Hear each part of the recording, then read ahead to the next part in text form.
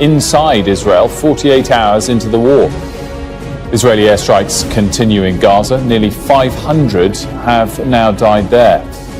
This is The Scene live in Gaza City. We'll have the very latest from the region as the war between Israel and Hamas enters its third day. And in other news, the Shadow Chancellor Rachel Reeves prepares to set out Labour's economic plans. We'll bring you her speech to conference at midday. And Metrobank says its future is now secure after the troubled lender raises nearly £1 billion of new funding.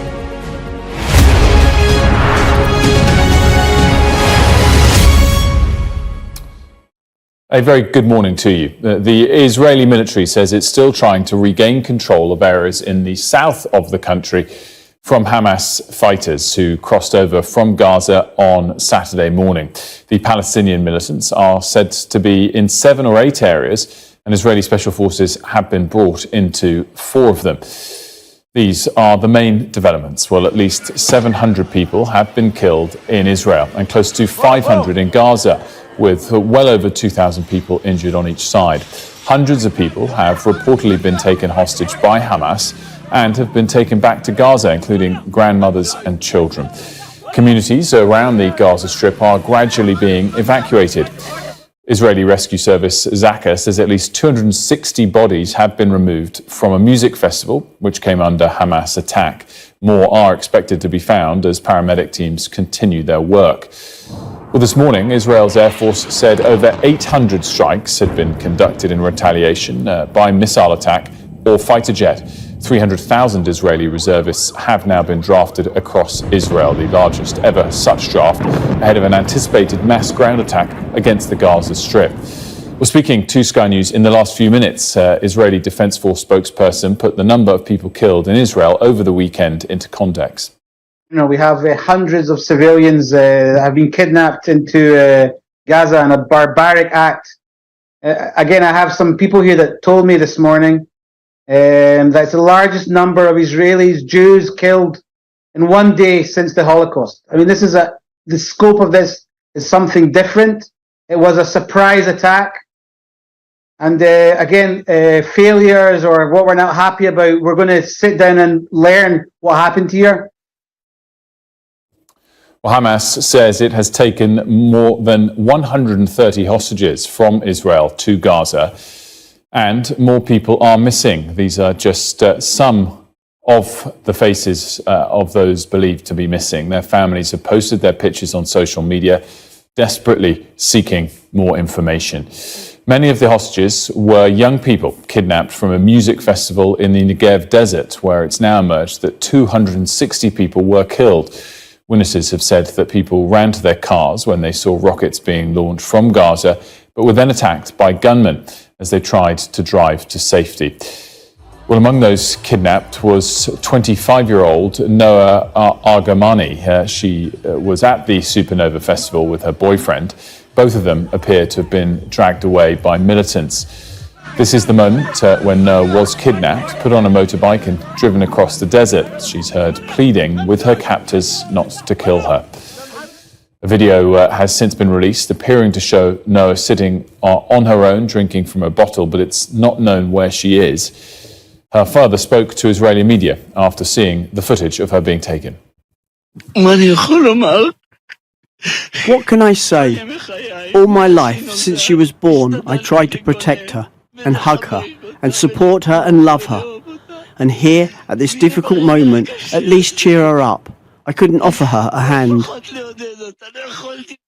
Well, British national Jake Marlowe was working at the festival as a security guard, and his friend Daniel told Sky News he's on the hunt to find him. What I understand is that there were rockets that fired over that party, and they were in attempts to try and evacuate party-goers from the venue to the nearest port of safety. You know that Jake and Shlomi and another person called Aviv were on man in security. We're just really on the hunt for them and just trying to sort of piece and timeline the events together in order to find a potential of where he might be. Well, the Hamas incursion into Israel is unlike anything that's been seen before in the region. Our chief correspondent, Stuart Ramsey, reports now from the southern city of Sderot, a warning that this report includes images of body bags containing victims and the bloodied aftermath of one attack. Murdered in cold blood on a sunny Saturday morning, the bodies of some of the victims of the Hamas attack have yet to be removed. The blood-splattered cars where they were killed are parked a few feet away. The vehicles pockmarked and broken by the hail of bullets.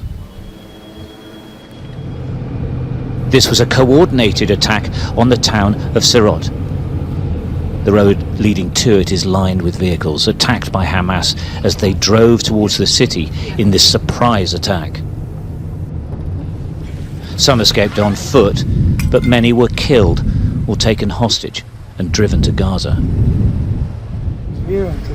Survivors like Isaac hid in their homes, praying the gunmen wouldn't find them. It was simply terrifying, they say. I was shocked. I heard shooting and couldn't believe it. 6 in the morning on Saturday, on the holiday. It was scary, very scary.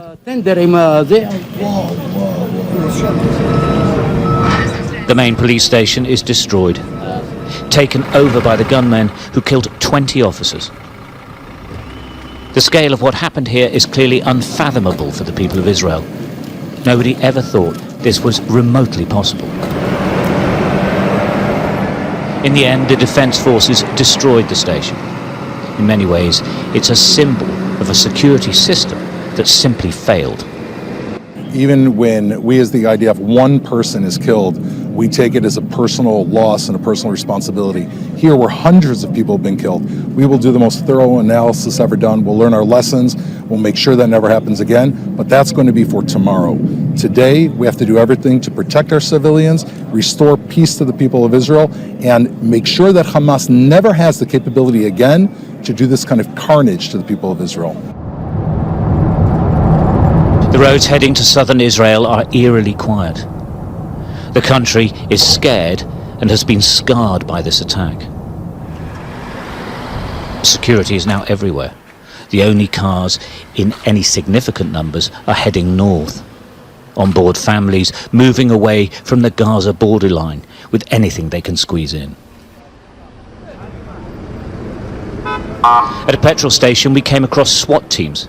They're here to retrieve hostages taken by Hamas and still inside Israel. Amongst them are negotiators. But this is an ongoing war, and you're never far from it.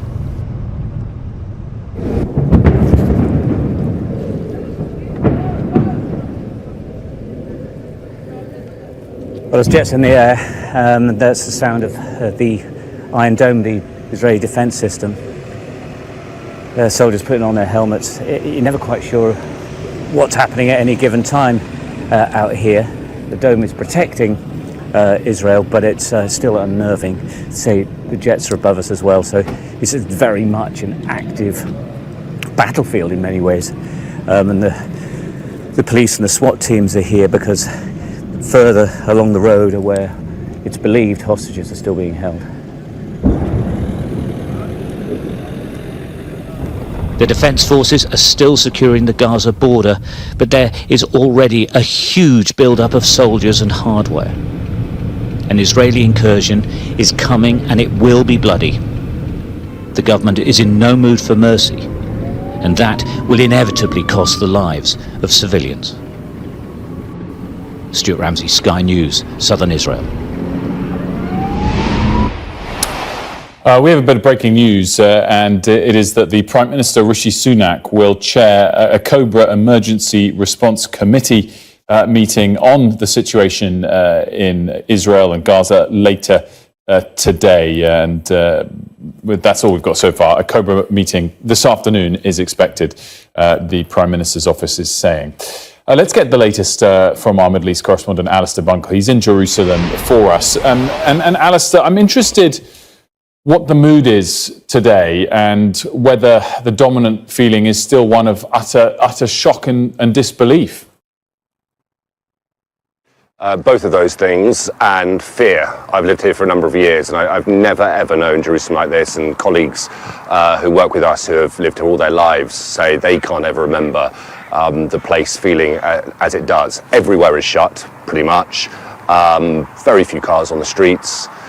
Schools are closed. People basically from Saturday morning went inside to their homes and barely have left since. And Israelis cannot understand how this happened. The Palestinians, in places like East Jerusalem, are worried about what the consequences might be for them, and everyone is just almost taking it hour by hour, waiting to see what happens next. We've just driven up through central Israel, past columns of Israeli military jeeps heading down towards the Gaza border.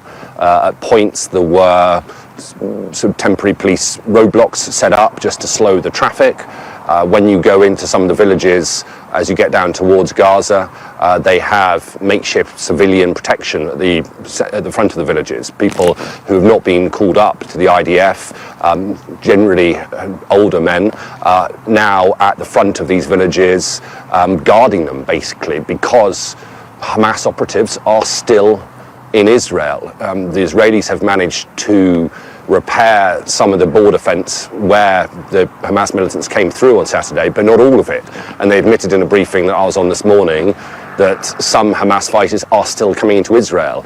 And they don't know how many came in the first place. They don't know how many have sort of melted away into the shadows and are going to operate as sleeper cells. So all of that is putting fear into people here. And then, within the last 2 or 3 minutes, air raid sirens here in Jerusalem, followed by the loud thud, which I assume was the Iron Dome intercepting those missiles. But they're all reminders that this is now a country at war, and it feels like a country at war.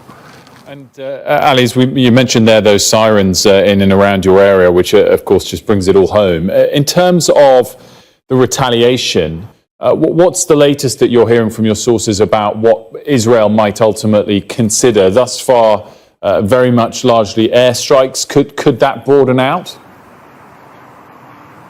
Yeah, I think it definitely could broaden out. And I think I would say at the moment, and apologies for using that sort of military terminology or political terminology, but I think all options are on the table. My educated guess would be that they haven't yet made a final decision on how they're going to proceed. I think their priority at the moment is to try and regain security over Israeli territory. So they're still fighting in a number of places within Israel, close to the Gaza Strip. They need to secure that first. They need to secure the border fence. The strikes that are happening simultaneously in Gaza, as you're seeing now, are aimed at Hamas infrastructure, command posts, tunnels within Gaza itself. But when you have a densely packed place, as Gaza is, a lot of civilians are being affected as well. Now, will you have a ground incursion? It's my understanding that the military are massing for that on the southern borders if they need to. But again, I'd probably say at this stage, no final decision has been taken on that. I think it's a very good indication that the Americans have sent a carrier strike group to the region. I don't think that is specifically about Gaza. I think it's for 2 reasons. I think one, it is a military posturing and it's sending a message, but also there is a real concern about whether Iran and Hezbollah in Lebanon get involved. Ali Bunkle, thanks so much for that, and much more reporting from Ali and the full Sky News team on the ground in the region throughout the day. The UN Security Council held an emergency behind-closed-doors meeting yesterday. The US had called for all members to strongly condemn Hamas's incursion, but the Deputy American Ambassador said a good number, but not all countries had denounced the attacks. Meanwhile, the Palestinian Ambassador has called for international protection against Israeli strikes. We are not subhumans. Let me repeat, we are not subhumans. We will never accept a rhetoric that denigrates our humanity and reneges our rights. A rhetoric that ignores the occupation of our land and oppression of our people. The US is sending an aircraft carrier strike group to the eastern Mediterranean to support Israel's response to the incursion. Our US correspondent Mark Stone has the details from Washington. It's a significant announcement from here at the White House. A US aircraft carrier with a strike group of 5 warships is now on its way through the Mediterranean to sit in the waters off Israel. And President Biden has also approved the deployment of fighter jets to supplement its existing capability in the region. And the Defense Secretary has said these steps are to strengthen America's posture in the region to bolster regional deterrence efforts. It is clearly a show of force, but it reflects too just how serious the weekend developments are and how quickly this could all spiral regionally. And honestly, the mood among diplomats I've spoken to this weekend across the region is grim. The shock for Israel is so massive that its government will feel compelled to mount a massive retaliation. It's a dangerous moment on so many fronts. Gaza, of course, but Lebanon, Hezbollah, Syria and the Iran proxies there, and then of course Iran itself. Israel ultimately blames Iran, its regional influence and its desire to seek the destruction of Israel for the weekend of bloodshed. The US Naval Task Force is unlikely to operate offensively unless directly threatened, but it's there because President Biden knows how this could spiral. America is also providing a resupply of weapons to Israel's army for the expected operation in Gaza, and on that add just another piece to the geopolitical jigsaw, because if America is funding a war in Gaza, that will impact the weapons it has available for Ukraine. A weekend with implications far and wide. Was Mark Stone there discussing some of the implications for the US and how they might intervene or not. Well, joining me now is Ofer Kasif, a member of Israel's parliament and member of the leftist Arab Jew Hadash coalition. Thanks so much for joining me. First and foremost, what is your view on this war now, 2.5 days in? Well, first of all, of course, allow me to send my condolences to all the victims, both Israelis and Palestinians, innocent civilians that were killed. Obviously, me and my colleagues, my companions in Hadash, we've always opposed any assault on innocent civilians, and the carnage, the massacre, the war crime that was inflicted on the south of Israel by Hamas, we have to be very blunt. This is a carnage, a war crime, a crime against humanity that cannot be accepted whatsoever. At the same time, I would like to add another 2 things. First, we have to see the context. And I have to emphasize, I must emphasize, by explaining the context, I do not intend whatsoever to legitimize or to justify the carnage that was carried out by Hamas. But the occupation, the ongoing occupation of the Palestinian people for more than 50 years, and especially under this government of Netanyahu and Ben Gvir, this fanatic, racist, fascist government, in the last few months, on a daily basis, there have been pogroms against the Palestinians in the West Bank. And of course, this is in addition to a killing and the death toll of the Palestinians since the beginning of the year under this government has never been so high. And we've been warning time and time again that the occupation that takes the lives of thousands of Palestinians also takes the lives of Israelis. And we warned that reality cannot continue. It was going to erupt. The writing was on the wall, written in blood. But the government, this fanatic government, didn't want to listen. This arrogant government thought that the occupation can be managed. No, it cannot.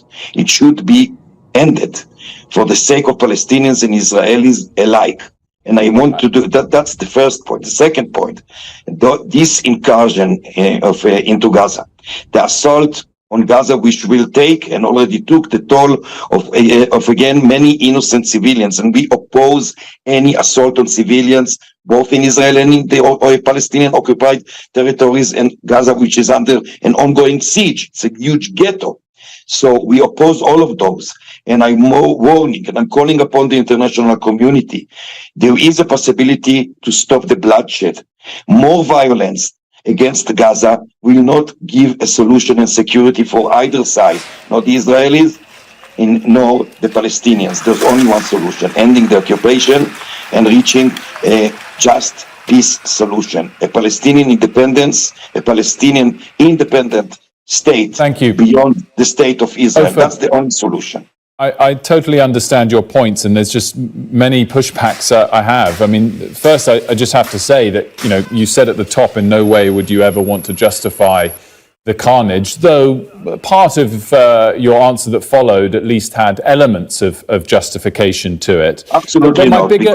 But my bigger question, forgive me, you described the Israeli government and Prime Minister, I think, correct me if I'm wrong, but I think I heard you describe them as racist. Do you therefore also describe Hamas, given their actions, quite clearly as in the same terms, or I hope much, much worse? Yes, indeed, for sure. And please, I would appreciate if you wouldn't ascribe anything to the things I said.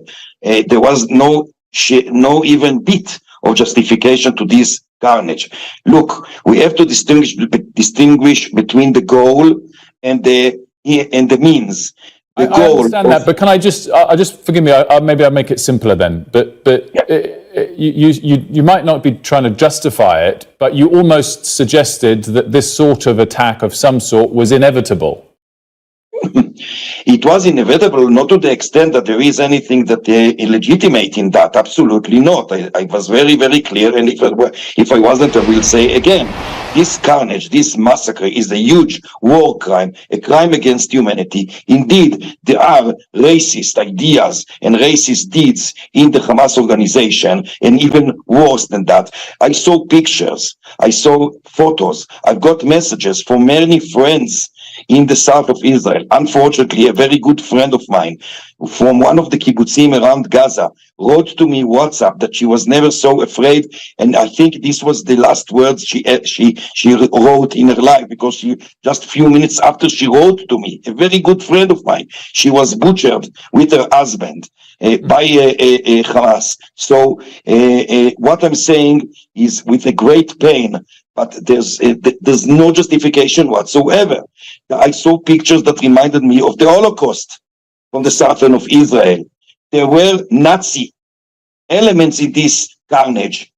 No human being can accept and tolerate such a thing. But what I'm saying is that everyone, but especially we as politicians, as leaders, we are committed to the well-being of our people.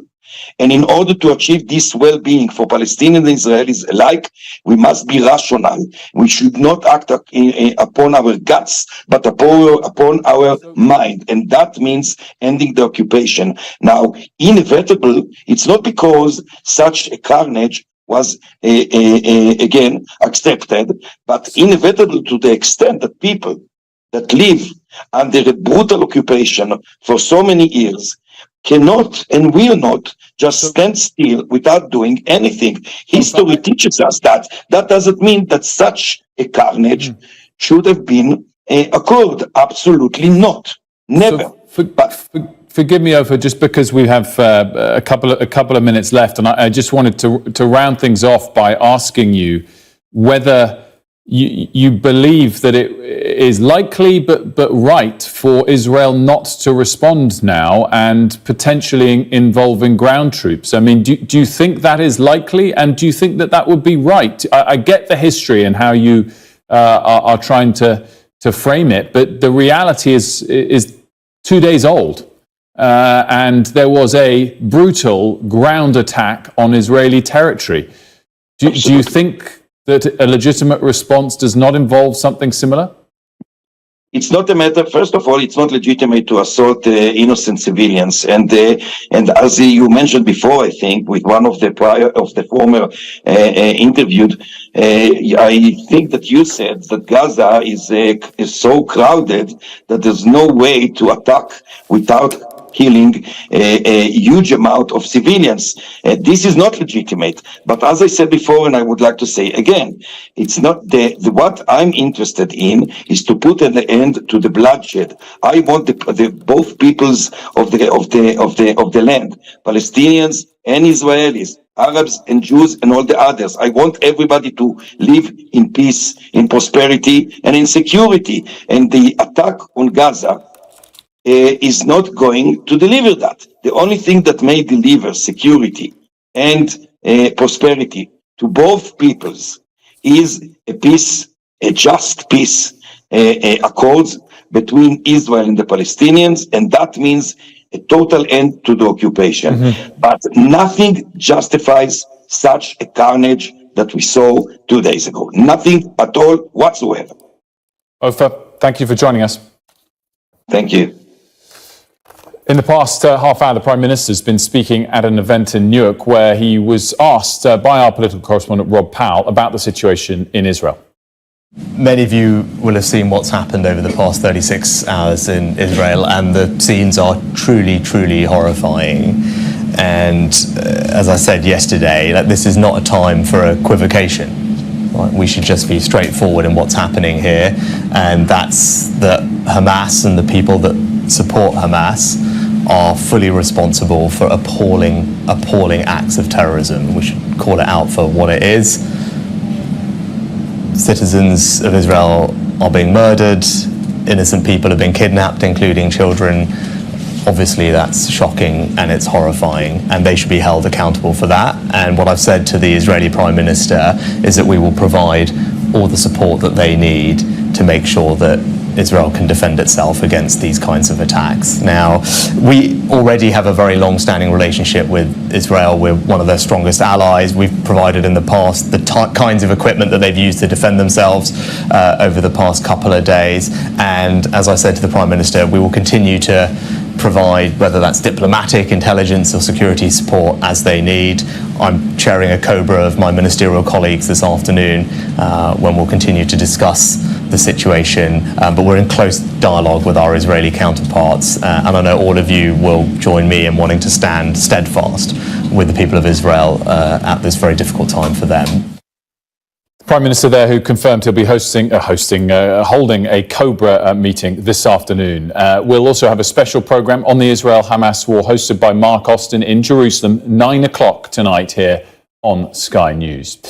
We're going to take a quick break here on Sky News today. We'll be back shortly with all the latest from the Labour Party conference.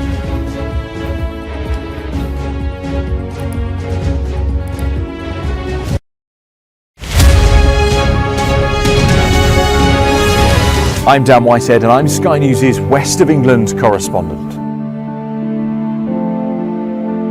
From fishing communities to bustling cities, we spend every day reporting from across the region.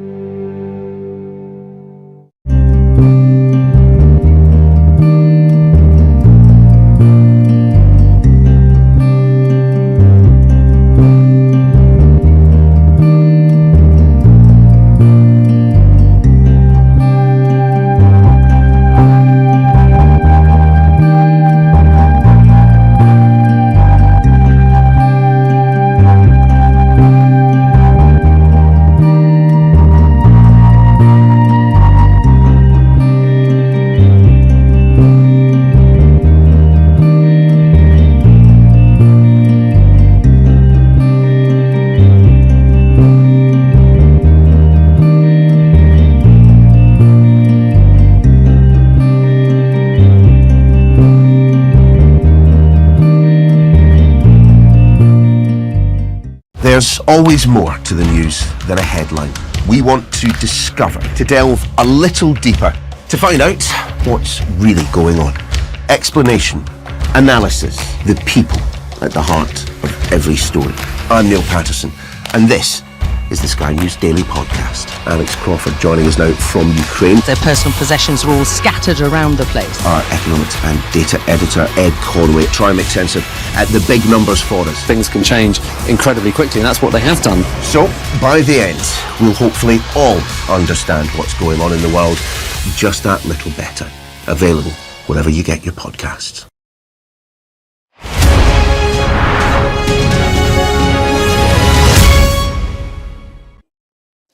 Well, before we get to the Labour Party conference, some more breaking news from Israel and the defence minister, the Israeli defence minister, saying he's ordered a total blockade on Gaza.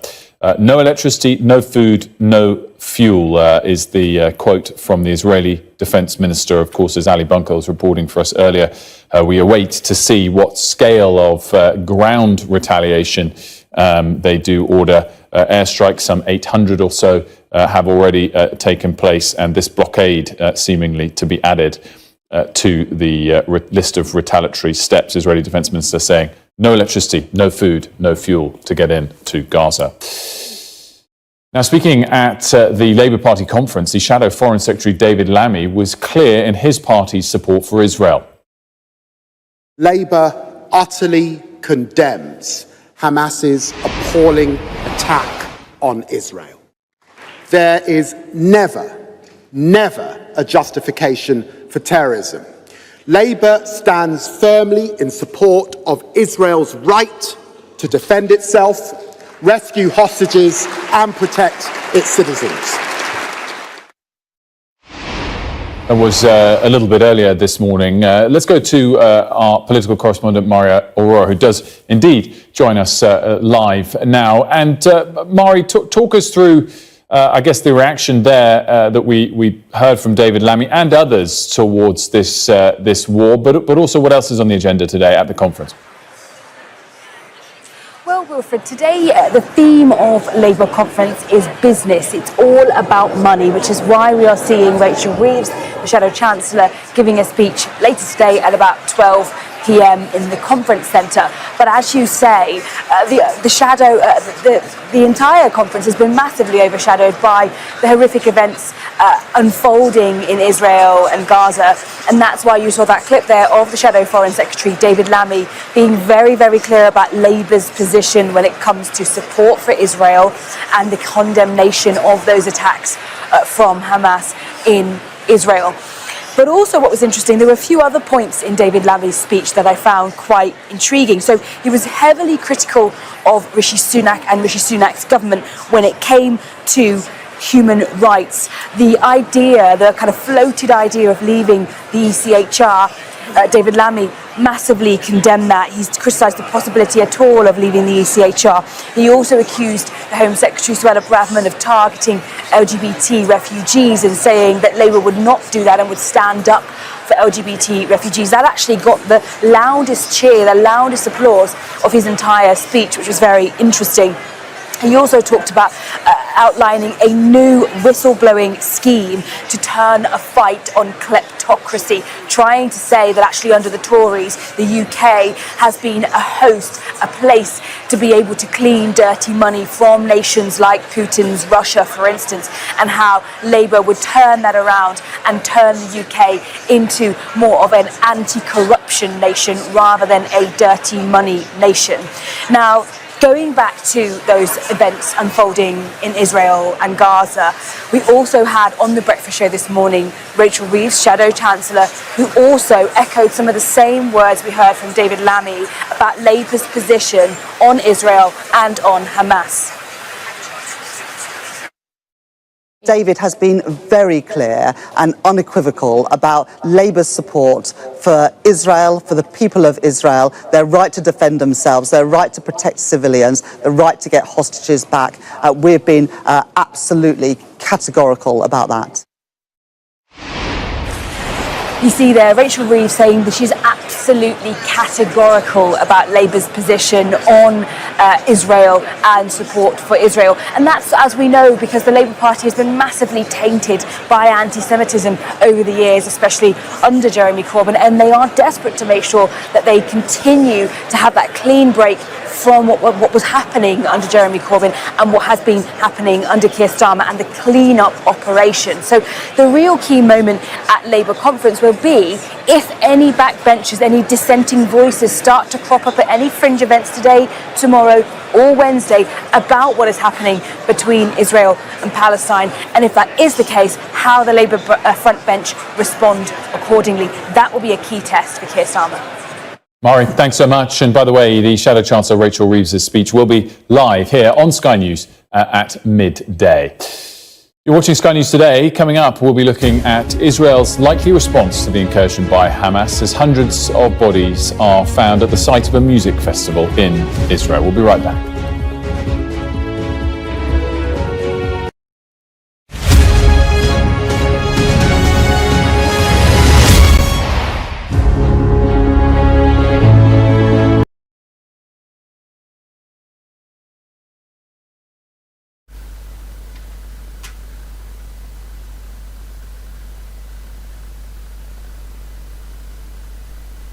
Tune in to On Point here on Starr Radio UK with Empress Regina every Monday at 5 p.m. GMT.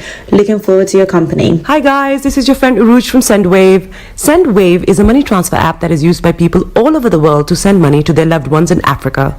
With SendWave, you can send money to Ghana, Nigeria, Kenya, Uganda, and Tanzania. And the best part is, SendWave is absolutely commission-free. Our exchange rates are excellent. You can see for yourself by checking them out on our website.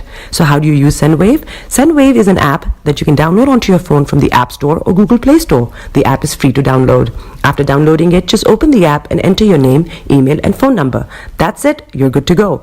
Make sure you use the promo code SR. S for Star, R for Radio. This promo code will give you £5 free credit to send to Africa on your first transaction. Your money will be delivered to your recipient within seconds. Feel free to call me on 0749 7377 647 at any time. I'll be happy to tell you all about SendWave and help you in any way I can. Remember to use the promo code SR for £5 free credit.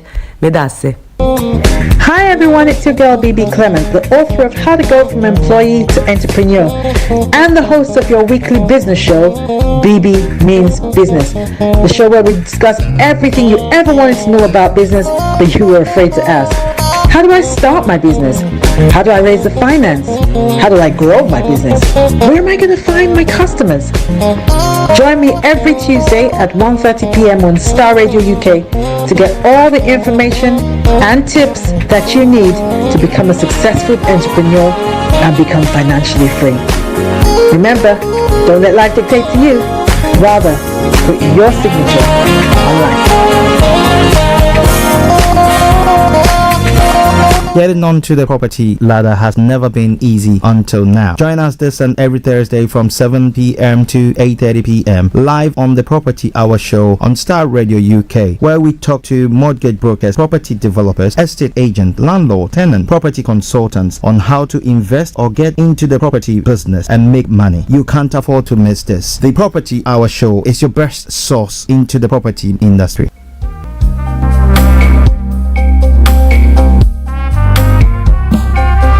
Are you looking for the fastest, reliable, and trustworthy door-to-door shipment company? Well, look no further. When was the last time your family received a shipment back in Ghana on time and in time? You are not sure? Well, Lamb Shippers, we pride ourselves with being the fastest, reliable, and trustworthy shippers you can use. You are assured of a prompt pickup anywhere in the UK by our personnel. They also make sure your items are well packaged to get to its destination in time. When it comes to door-to-door shipment, look no further. Well, Lamb Shippers, contact us on 07939009321 or 07498911820. Or you can visit our website www.welllamp.co.uk. You can also drop us a mail, info@welllamp@gmail.com. Well Lamp Shippers, fast, reliable, and trustworthy.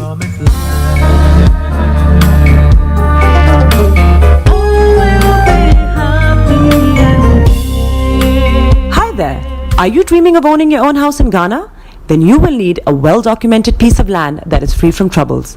I highly recommend My Africa Property for any size of land that you will need. With My Africa Property, lands are available in Pram, Sopoli, Tohinia, Ogome, Dodova, Winneba, and many other locations at affordable prices. These locations are about an hour away from the airport, only 35 minutes from the motorway, 10 minutes drive from Central University College, 10 minutes drive to the beach, and close to Pram Senior High School and Ghana Men's Soccer Center of Excellence. For more details, visit our website www.myafricaproperty.com or call our UK office on 0208 123 2523. For our US and Canada offices, call us on +1 585 184 994145. You can also email us at ghana@myafricaproperty.com. The best radio show. Broadcasting worldwide, online 24/7. All around the world. In your car. At work. At home. On your smartphone. This is Starr Radio. This is Starr Radio UK. 10, 9, 8, 7, 6, 5, 4, 3, 2, 1. Smile though your heart is aching. Smile even though it's breaking. When there are clouds in the sky, you get by. If you smile through your fear and sorrow, smile and maybe tomorrow you find that life is still worthwhile if you just smile. Hey, this is Archie and you are listening to Starr Radio UK and The Morning Show.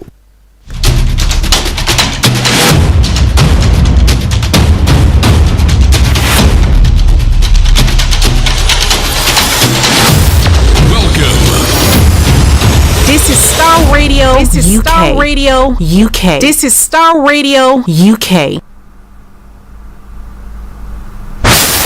Welcome.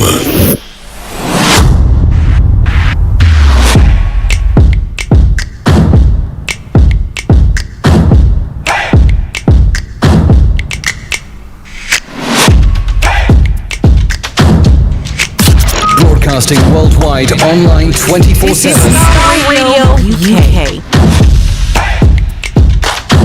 Enlighten your day with Starr Radio. In your car. At work. At home. On your smartphone.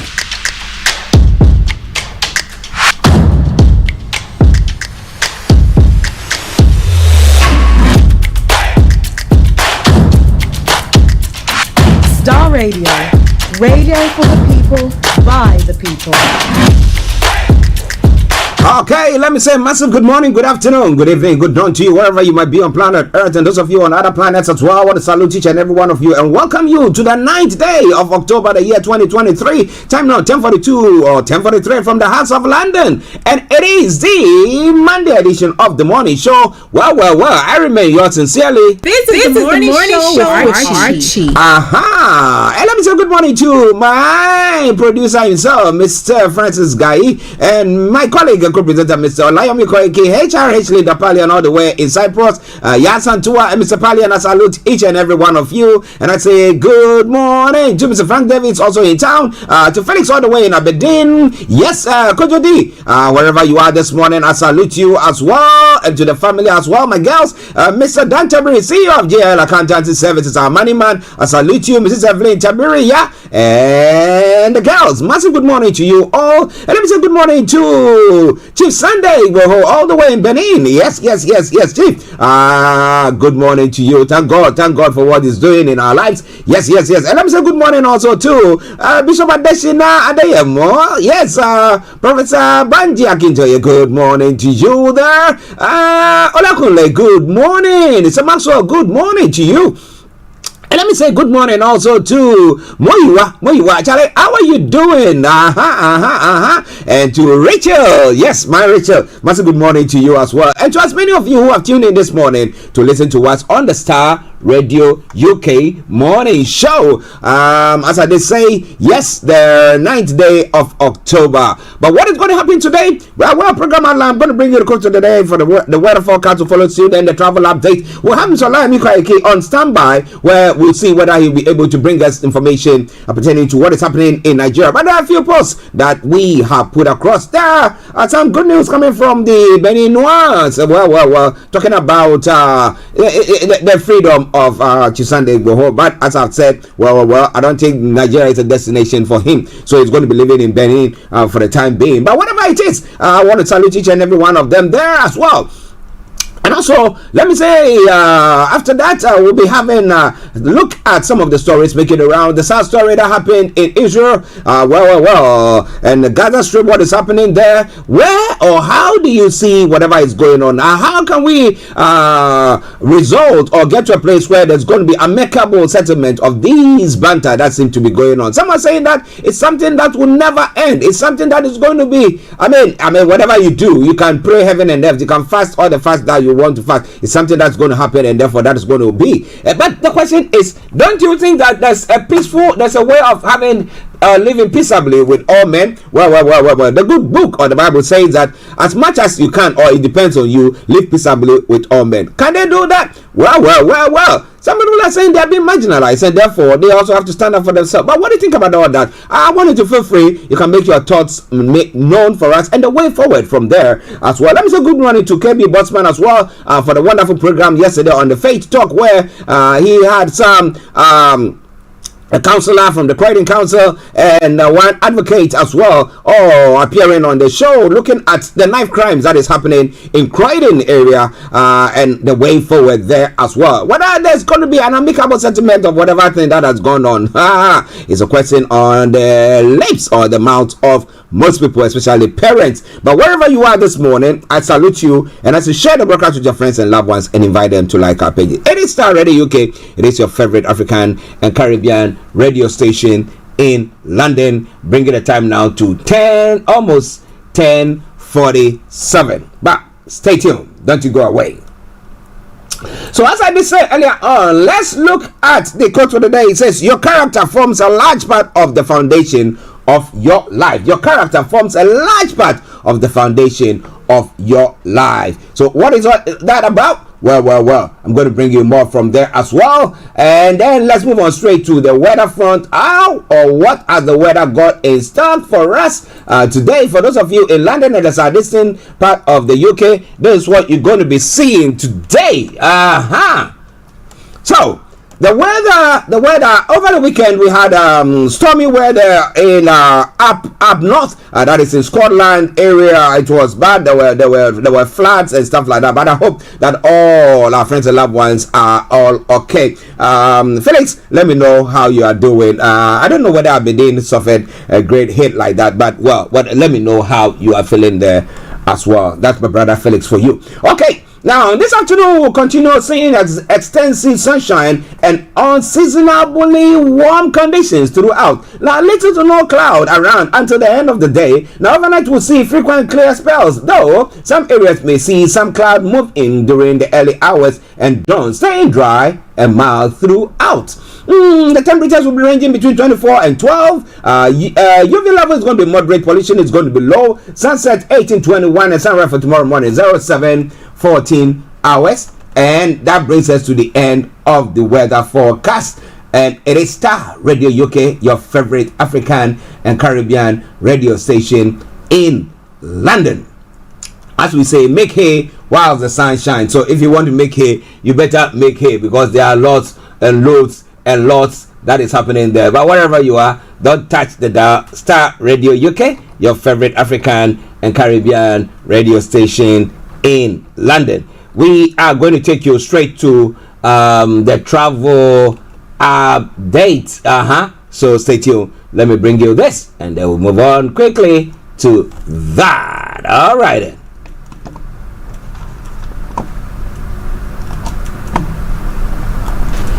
Tune in to On Point here on Starr Radio UK with Empress Regina every Monday at 5 p.m. GMT.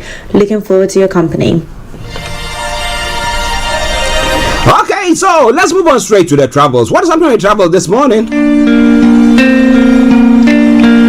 Okay, so for those of you who are traveling on the major roads in London, A316A4 Central London Railroad have got serious delays, so if you can avoid that, do so. But that aside, all the others are running a very good service there. On the underground this morning, good service throughout London Overground, good service, DLR, good service. It's only the London tram lane that's got minor delays due to tram shortages. You hold the world in your The Riverbanks is running a good service there. Woolwich Ferry, apart from that, that has got a reduced service. All the others have got good service. Landing Cable Car, good service there. And that brings us straight to the final segment of the travel update, and that is the National Rail.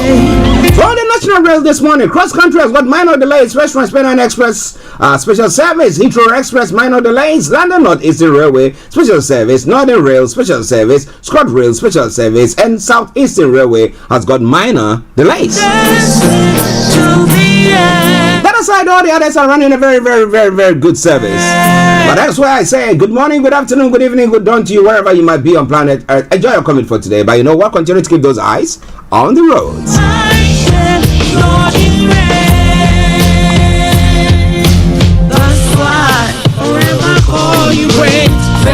Hi guys, this is your friend Uruj from SendWave. SendWave is a money transfer app that is used by people all over the world to send money to their loved ones in Africa.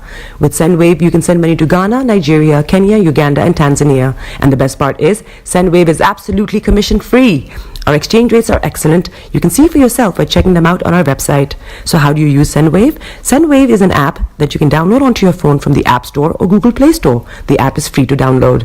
After downloading it, just open the app and enter your name, email, and phone number. That's it. You're good to go. Make sure you use the promo code SR. S for Star, R for Radio. This promo code will give you £5 free credit to send to Africa on your first transaction. Your money will be delivered to your recipient within seconds. Feel free to call me on 0749 7377 647 at any time. I'll be happy to tell you all about SendWave and help you in any way I can. Remember to use the promo code SR for £5 free credit. Medasse. Welcome back to the program Star Radio UK, your favorite African and Caribbean radio station in London. And those of you on the various platforms, I want to salute each and every one of you. And I say, stay with me. Don't touch the dial. As I said, Yomi is doing some monitoring, but as and when he has the time, he's going to hop in. It might not be visual, but we'll be hearing the audio bit from him. But now it's time for Global Trotting. So let's go global trotting. When it comes to the stories making the rounds in Nigeria, a video showing Yoruba Nation agitator Sunday Igboho regains freedom in Benin Republic is one of the stories making the round. And Sanwo-Olu issues 1 week quit notice to traders in Lagos Island market, and the federal government to restructure and power to employ 5 million Nigerians in 5 years. Okay, quite interesting one. Are they going to be making money, or is it just throwing some money at it? The situation when it's just like having a basket and just filling it with water with all the holes in there, and therefore we don't make any ends meet out of that. And the NDLEA arrests 67-year-old for ingesting cocaine to fund marriage, and federal government to launch conditional cash transfer to 15 million households in October. How are they going to be doing that? And INEC laments insecurity ahead of Kogi, Imo, and Bayelsa polls. And Jonathan leads West African leaders to monitor Liberia's election. Well, I think that election is taking place tomorrow. We'll be bringing you more about that. And Lagos government reopens Ladipo other shut markets as well. And NPP Peace Committee recommends apology to party's founder over expulsion. Well, this and a lot more going to be coming your way from there. And in Rivers as well, crisis deepens as stewards respond to alleged involvement in meeting. We'll be bringing you more about that. Article may express revelations about Tinubu's diploma NYSC certificate. Well, what other revelations has he got there? And Wale Soyinka was rusticated from University of Ibadan. Can't present a certificate. That's what Obaseki is saying as well. So they say that, well, the fact that what do you call it, the president, yes, has not got a certificate, or a certificate has been faked, is all right. The fact that Wale Soyinka has not run for any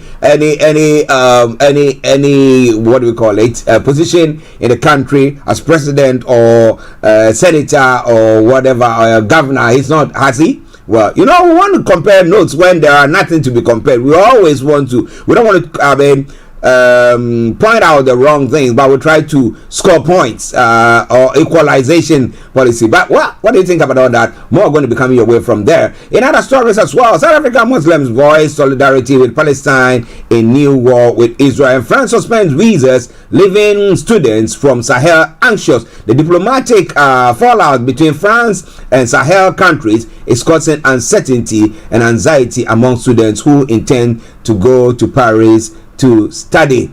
Yeah, it's going to be a tough one there. Uganda is turning banana waste into useful fibers. Wow, interesting. And thousands march in Istanbul in support of a Palestinian sorry, Madagascar. An opposition rally dispersed with tear gas. Believe me, or somebody say, believe you me, you know that's going to happen. The DRC President Tshisekedi seeks re-election in this year's upcoming election that will be taking place there as well. So a lot more going to be coming your way from that point. Cameroon, at least 13 dead in landslide after torrential rain. In the night of Sunday to Monday, torrential rain caused a lake to overflow, triggering a landslide in the Mbankolo district of Yaoundé. The water has subsided though, but people have lost their properties there. You see mangled iron sheets and stuff like that. But we're bringing you more about that. In Senegal, a West African exception. Senegal is a West African exception amid the coup. Now, what are they talking about there? We'll be looking at that story as well. But let me bring you a bit of it. As coups d'etat become increasingly common across Africa, Senegal continues to stand as an exception. This West African nation has never experienced a coup since gaining independence in 1960. According to Lyon Time, a member of the Africa June think tank, the exceptional record can be attributed largely to the maturity of its military. There is a democratic culture, and there is also a strong commitment to defending this democratic culture. At the same time, we have a well-trained army. If you know the Senegalese army, I've worked with senior officers in Senegal, and frankly, it's an army of intellectuals. It is an army that, in my opinion, understands boundaries and is aware of them. The crisis of 1968 and the violent riots in 2021 and the 2023 seems to confirm this observation. The Senegalese army has consistently upheld its principles. However, to preserve this tradition, analysts urge politicians, especially those in power, to remain vigilant. In Senegal, authorities need to be extremely cautious in managing political affairs in our country. Today, it is essential that democratic principles, the rule of law, political freedom, and press freedom are vigorously preserved, because the mishandling of these elements can potentially inspire certain institutions like the army and the gendarme. This has occurred in many African countries. Well, so Sonko and his people, what is it and everything that is happening there? They say, well, there's not been any coup d'etat there. So let's continue to go on. But there's a good one there. The question is, are democratic principles being followed to the letter this time round? If it's not, then I beg them to set up. It's all coming away from Starr Radio. Okay, 2 minutes to the top of the hour at a time. Don't you go away. As I did say, in other stories making the rounds, in Ghana as well. Joy News exposes cartel that forged documents to sell unapproved meters so customers enjoy free electricity. Interesting. And the former sanitation minister, Cecilia Dapper, said, I have no real estate business. She has insisted. Cecilia Dapper says money received in late brother's name was for his children's fees. Okay. OSP abusing my silence. Expedite account freeze. Cash seizure case. Cecilia Dapper to the courts. Well, the OSP is taking his time, but he says, no, please expedite it so that let me know whatever is happening. And next government must take review of our constitution seriously. That is what Togwe Afedi is saying. But do you think that is going to happen at all? Government plans comprehensive redesign of e-levy. I think they've not killed the people enough. Well, they are coming again. But what? They'll go for elections and people say, yeah, they are good for us, But they wouldn't be looking at whatever their policies are and it goes on. Attack on UTV is nasty, arrogant display of power. That's what Alan has said. Now, UTV studios were said to have been invaded by some MPP thugs. Let me put it that way, if you're not allowed, or hooligans. And but we have various people or bodies or groupings coming out with either defending it, those who are partially defending it, those who are condemning it. But I'll be telling you more about that as the program still goes on. It is all coming your way from Starr Radio UK, your favorite African and Caribbean radio station in London. In other parts of the world, Israel orders complete siege of Gaza as rocket attacks continue. Air raid sirens are sounding across Israel with explosions heard in Jerusalem. Okay, some of the stories. And 260 bodies recovered from horror movie festival scene. Festival goers described mass panic as they fled and hid in bushes as trance music party came under attack. A Gaza hospital deluged as Israel retaliates with strikes. Information coming from some of our network connections says that there is almost no power and hospitals are overrun after Israel's airstrike. Now, oil prices rise following Hamas attack on Israel. Now, crude climbs on fears the situation in Israel and Gaza could disrupt output from the Middle East. It's not disrupted anything, so how come? But you know what? They'll do that. Well, and U.S. moves warship closer to Israel after Hamas attack. President Biden condemns the unprecedented and appalling assault as U.S. sends military aid. A blast in Gaza holds the BBC journalist live. Rashdi Abu Aluf was speaking to the BBC when a loud blast happened, and then he had to. But a sad story that is happening, but overshadowed by what is happening in Israel. Race to rescue victims from Afghan earthquake. More than 1,000 are feared dead, and after the 6.3 magnitude quake hit remote villages in western Afghanistan. Some of the stories making the rounds. 12 Thais dead, 11 kidnapped in Israel attack. Yes, some of the stories making the rounds there as well. How India's first deaf lawyer made history in the top court. Well, deaf lawyer. So how did she manage to actually present the case or defend the case? But we'll tell you more about that. Crypto shatters marathon records and moves within reach of 2-hour mark. It's one of the stories. And family pain as Congo star goes unburied for months. Who is this Congo star that is died, but they've not buried him? The family of legendary Congolese guitarist Lukasa Yambongo says they are going through unbearable pain and humiliation as they wait for government help to bury him almost 7 months after his death. Now, why do they need government help? Lukasa's body is lying in a morgue in Democratic Republic of Congo's capital, Kinshasa, after being flown back from the U.S. in accordance with his wish to be buried in his home country. Now, his son, Andre Marie Lukasa, told that the government had promised to help organize a funeral that would be worthy of the music star's name, but it has so far failed to do so. Well, the government will tell you that they are trying to get money for elections. That's what they do. They postponed one of the elections because they said they didn't have money for that. But well, lots more going to be coming your way from there. Starr Radio UK. Now moving on into the UK as well.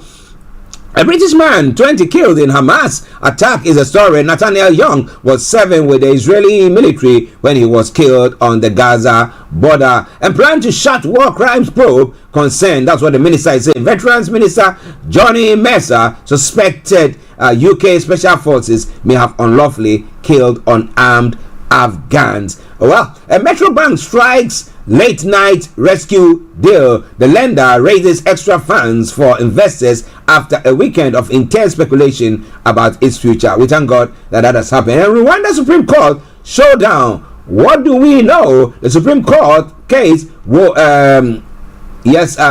case will consider the fate of government's plan to send asylum seekers to Rwanda. Well, last week or thereabout, we had Rwandan minister talking about it, saying that it wasn't a good thing, it was inhumane and all that stuff that had gone on there. But what do you think about all that? It's all coming away from Starr Radio UK. 1 million damages for derailment victims and families. And some of the stories making the round. 3 people died and 6 were hurt after a train hit a landslide south of Stonehaven. It's one of the stories making the round. Well, and a big story that's happening in the UK, but has also been overshadowed by what is happening in Israel. Labour unveil infrastructure plans to drive growth. Now, Rachel Reeves makes the case for business investment as the United Union calls for nationalization at the Labour conference. Well, we'll be telling you more about that. We'll make sure that we'll be able to capture Rachel Reeves' speech at 12 o'clock. So wherever you are, thank you very much for joining in. Don't you go away. Let's now enjoy this music, and once we come back, I should be having somehow, maybe Mr. Olayomi could keep joining in to bring you updates from Nigeria. If not, there are some of the stories that is posted that I'm going to be bringing you away, but you can tell me what is happening there as well. Once again, all of you colleagues of Bishop Adesina at the RBS office in Lagos, I salute you and I say, hope you are all doing well. Enjoy this music. It says, what makes you great? What makes God great? Enjoy it. I'll be with you. From Edith Morrison.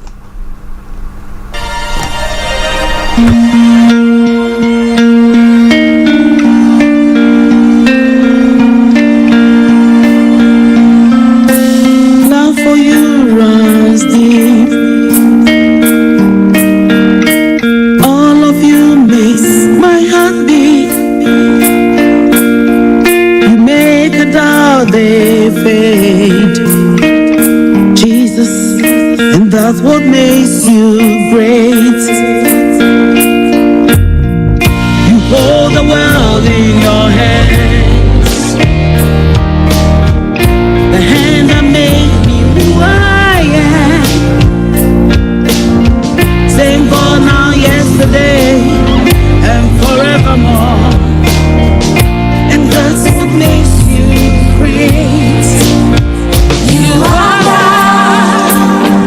You will never change. You remain the same till the end. Till the end.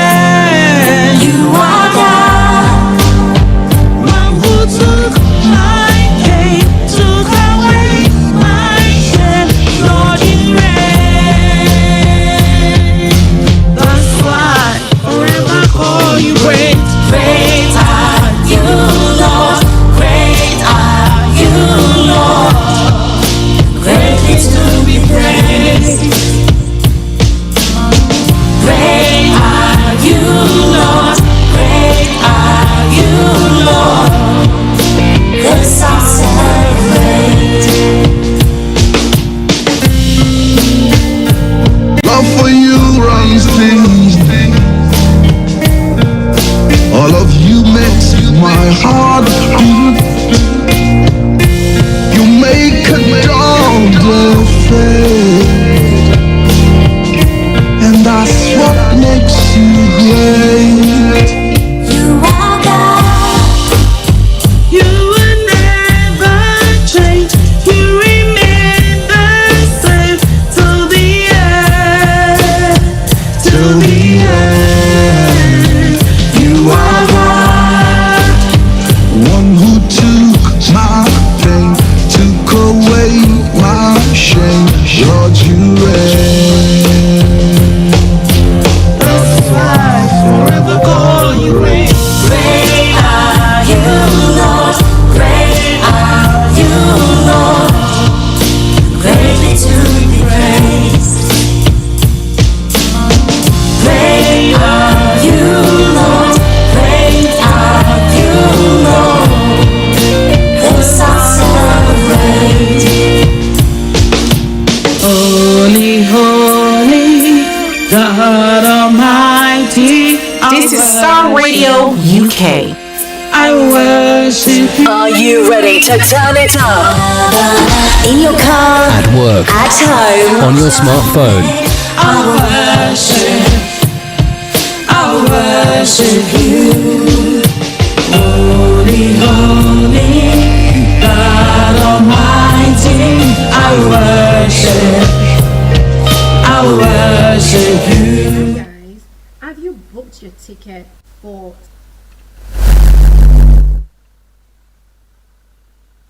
Saturday, the 14th of October?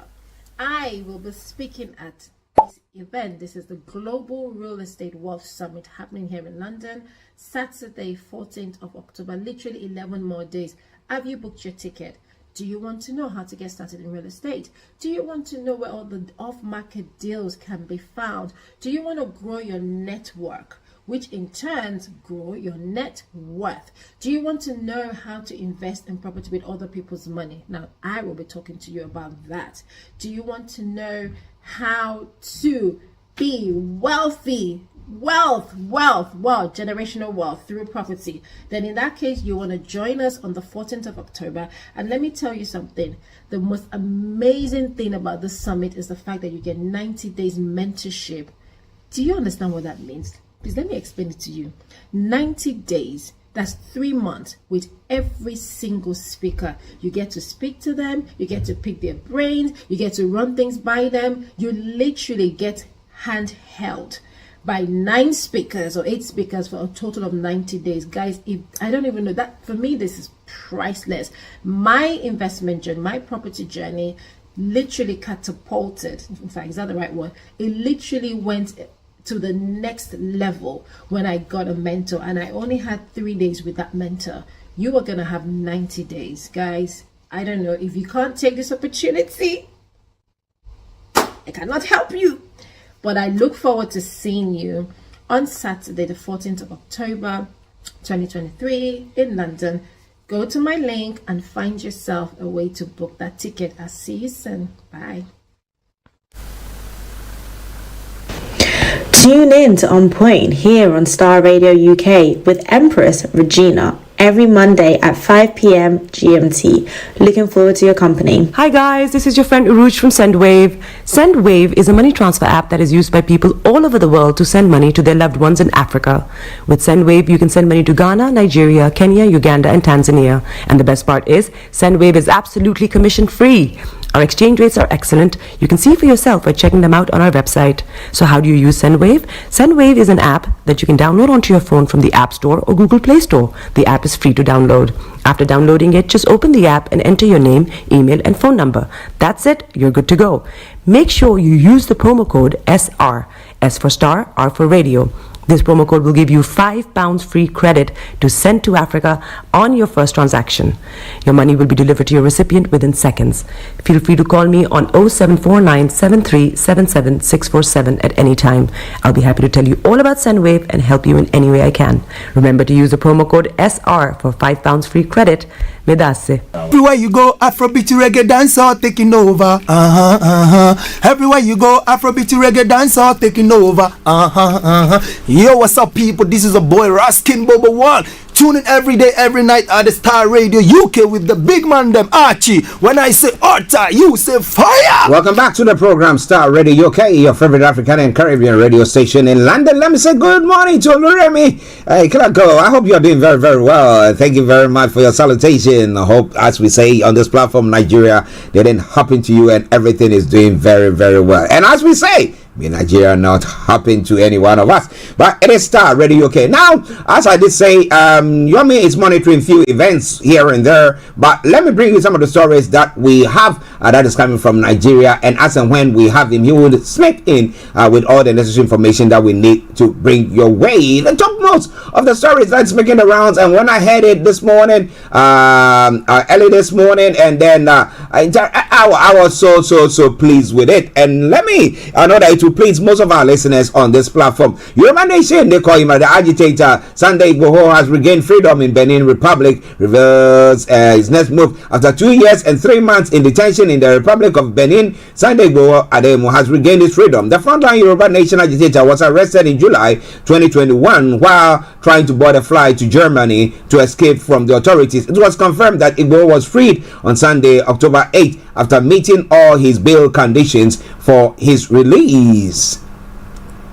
Now, Professor Akintoye revealed that Igboho regained freedom on Sunday, October 8th, and will be heading to Germany to join his family after 2 years and 3 months in detention. The pragmatic and agitative Igboho was arrested in July 2021 while he was on the verge of boarding a flight to Germany just weeks after he had survived a brutal assault by security agents at his residence in Ibadan. Now, after the tragic incident, the Department of State's Security declared him wanted as he managed to leave the country for Benin, where he had wanted to board a flight to Germany. Now, after his release from detention in Benin, Igboho confirmed his freedom, noting that he had fulfilled the legal conditions attached to his bail and will return to Nigeria soon. Now, in the quote, he said, "I can confirm to you that I am now free to come back to Nigeria. There's no legal encumbrance again. Now, even though I've been living in Cotonou for some time, I can confirm to you categorically that I have now secured the liberty to leave Cotonou for Nigeria." In a video released on social media, Igboho extended his profound gratitude to all those who had supported him during his travel and detention in Benin. He specifically mentioned Yoruba monarchs and activists such as Professor Banji Akintoye and Chief Olusegun Obasanjo for their support while he stayed in Cotonou. Now, in another development, two convicts, Kelvin Oniara and Frank Ozeko, has been sentenced to 20 years for kidnapping. Atiku Abubakar's lawyer, Professor Mike Ozekume, it was gathered that the convicts had been in the custody of the Department of State Security, DSS, since 2023. The judgment was delivered by Justice Binta Nyako of the Federal High Court, Abuja, ruled on Friday, October 6th. Well, but I'm going to bring you some lovely tune. And let me say, I'll try to see what I can bring you for the sake of those of you who have not had the privilege of listening to Chief Sunday Igboho's speech. My producers are saying that, well, I can put that speech through to all of you so that you can also listen to what he said there. So just bear with me while the program goes on. The technical team will see to it that they put that video there for you so that you can also listen to it. All right then. So it's all coming your way from Starr Radio UK, your favorite African and Caribbean radio station in London.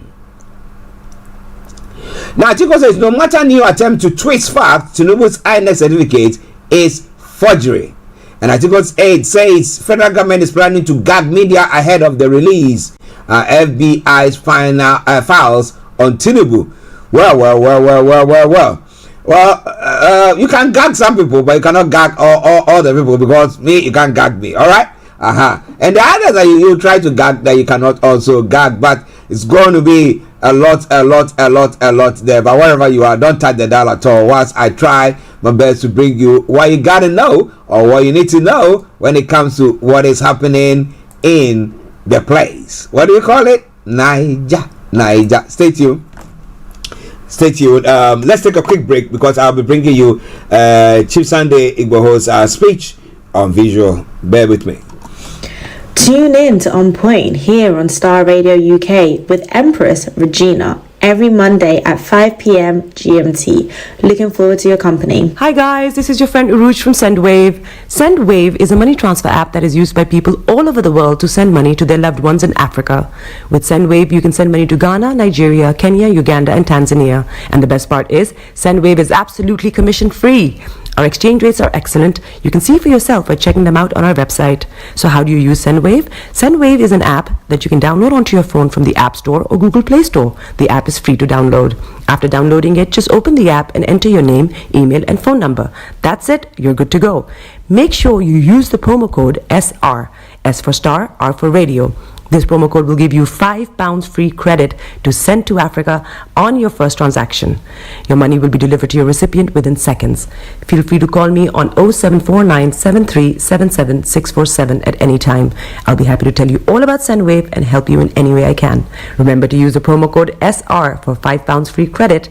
Medasse. Hi everyone, it's your girl BB Clement, the author of How to Go from Employee to Entrepreneur and the host of your weekly business show, BB Means Business, the show where we discuss everything you ever wanted to know about business but you were afraid to ask. How do I start my business? How do I raise the finance?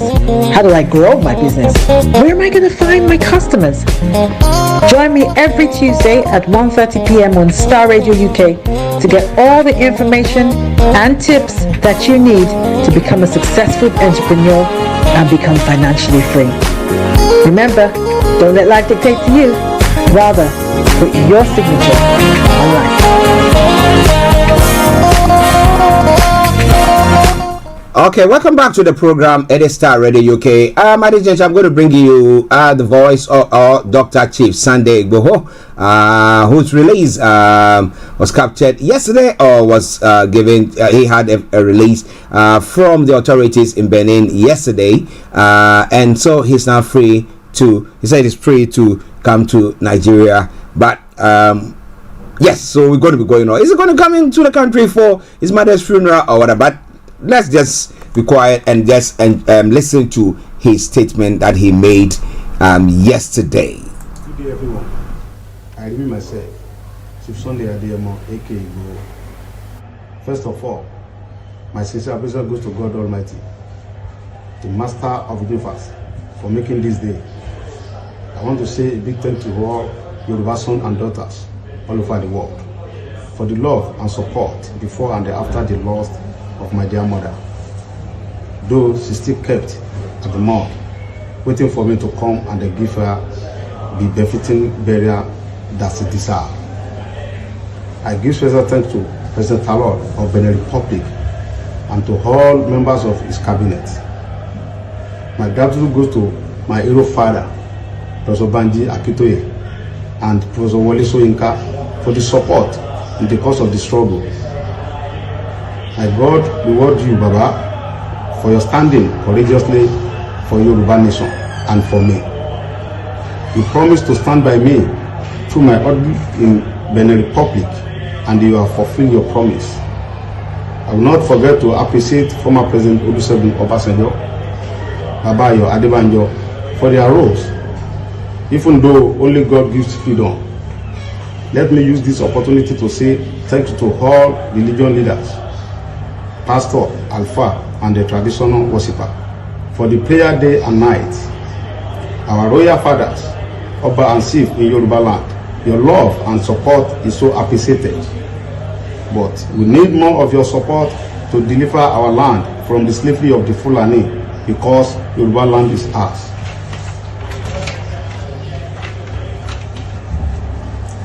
Although I have many Obas on my list, but Oba Francis Olusola Alao, His Majesty, the Olugbon of Orile Igbon, Deputy Chairman of your State, Council of Obas and the Chief, Kábíyèsí Ọba Topsin, Oníbàrígà of Bariga, Kábíyèsí Ọba Tẹ́júoṣó, Oníkẹta of Orile Kẹta, Kábíyèsí Olúgbò Ọba EFO, CON Frederick Akínrìntàn Ọbátẹ́rù Olúgbò of Igbo Kingdom. Your love and support is well appreciated. I also thank Mrs. Modupeola Oloyeko, Princess A. Awoniyi, Aliaja Abike Akinpelu, Mr. Kayode Emola, Mrs. Ojo USA, Aliaja Niniola, Mr. Malomo and the others. Thanks for your support and God bless you. My brother Sunday AK Sami Japan, Uncle Tony Daudu, I thank you especially. I must not forget to appreciate the mega rally USA and the Prophet under Prophet Ologunloluwa and the Directorate under the leadership of Barrister Ogedengbe. Special thanks to Ilana Omodua, Canada, and Ibega Omodua, USA and Canada. Sibele Momodu, I really appreciate you, sir. Thank you so much. I also must say appreciation to Mr. and Mrs. Ayola Adenike Oladokun, USA, Mrs. Janet Fasaki, USA, and also one of my brother and wife from their immense support. Though they don't want their name mentioned. Special thanks to all media outlets, internet, printing and broadcast. Honestly, I have a long list of people to be appreciated, but I will have to pause here and then come back later. To all our political class and the others in Yoruba land, let's join our hand to make Yoruba great. All my brothers from East, I appreciate your support. Thanks and God bless you.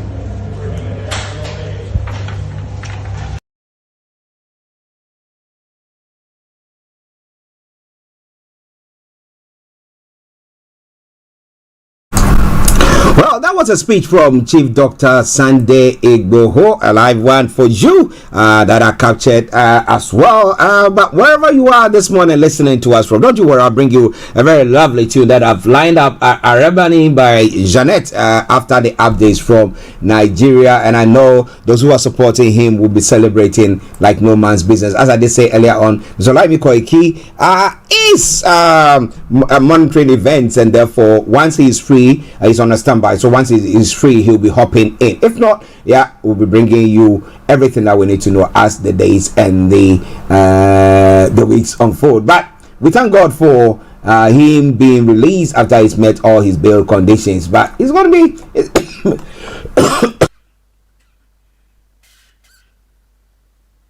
my sincere apologies. People don't want me to talk, but I'll talk, right? Okay. So as to whether he is going to be traveling to Nigeria or whatever, we're not very sure about that. But whatever it is, we will bring it to the public notice as and when we are informed. Now, Olayomi has issued a 1-week evacuation notice to traders who have illegally constructed their shops on drainages in some parts of Lagos Island. Lagos Governor Babajide Sanwo-Olu has issued a 1-week notice for people who have illegally constructed shops and market stalls on the drainages and unauthorized stores in different parts of Lagos Island market. The governor on Sunday, during an inspection tour of the flooded area of Ojok-Jiwa, Princess Oroyiyin, Idemagbo, and Palewura areas in Lagos Island, gave the order. He said this is in line with an administration plan for the regeneration of the whole axis. Now, Mr. Sanwo-Olu, according to his media aide, Jibril Gawad, in a post on X, also instructed the Ministry of Environment to serve requisite notices and begin demolition of illegal structures immediately.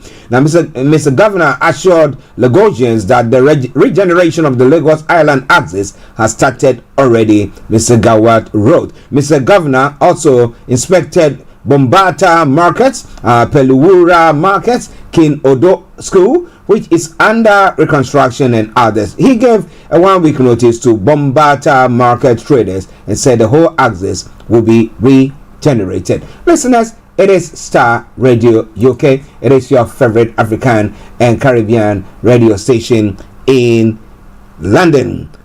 Ola Dimeji, good morning to you. I hope you are doing very, very well there. Is it Starr Radio UK? Well, lots of other updates coming from Nigeria as I bring your way. The federal government has said that the ongoing restructuring of the Empower program will bring about the employment of 5 million young Nigerians in 5 years. Now, this was made known as a press statement by the Empower National Program Manager, Dr. Akindele Egbuwalo.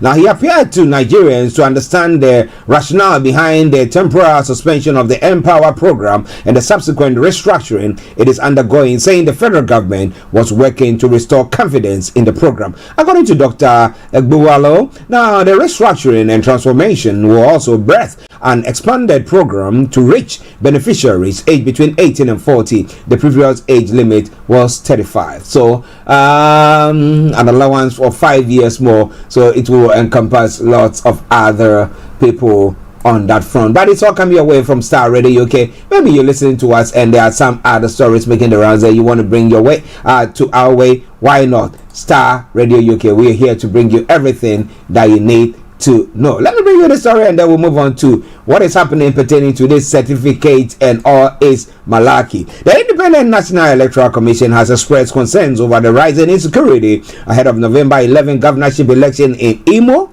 Bayelsa, and Kogi states. The commissioner, in a statement by its national commissioner and chairman of its Information and Voter Education Committee, Sam Olumekun, also lamented that despite notices and subsequent reminders, political parties had yet to substantially submit the list of their agents. So at times I do ask myself the question, is it the doing of the political parties or is it the INEC who doesn't play ball? The INEC commissioner, while appealing to political parties and their candidates to avoid actions and utterances capable of heating up the polities, said the commission is concerned about the spate of insecurity and violence, including clashes among supporters of political parties and candidates in the forthcoming elections. In our engagement with political parties, the commission has constantly called on parties to rein in their supporters from action capable of jeopardizing the peaceful conduct of elections in Nigeria. INEC earnestly appeals to all political parties and candidates to avoid utterances and acts that may heat up their polity. The Commission will continue to closely monitor the situation and sustain its engagement with its security agencies and stakeholders to ensure peaceful conduct of elections in the 3 states. That are some of the stories coming away from Nigeria ahead of the Kogi, Imo, and Bayelsa polls by elections that is elections that's going to be taking place on the 11th of November. Well, call it about a month on, and where there are clashes, and the various political parties have not managed to submit the names of their agents there, polling agents there. But it's all coming away from Starr Radio UK. Now, moving on straight to other stories making the rounds. That will interest you. Now, article makes fresh revelations about Tinubu's diploma.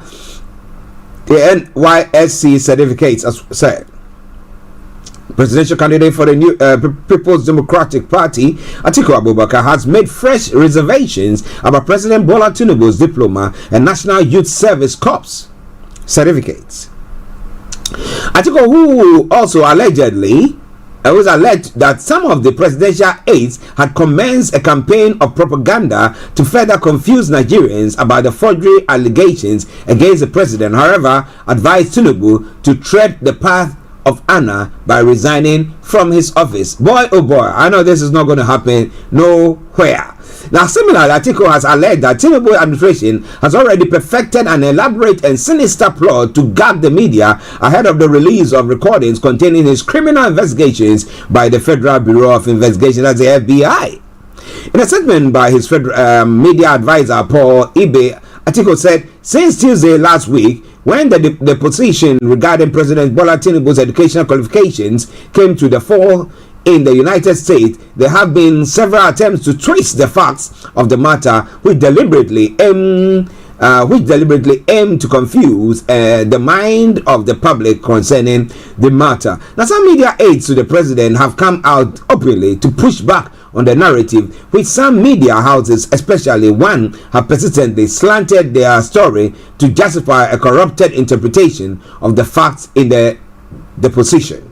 Or this position, my apology. Sadly, however, the truth of the matter remains that Nigeria's President Bola Tinubu falsified a document he submitted to the Independent National Electoral Commission and swore an affidavit under oath to back up his forgery. And is that not perjury? Interesting.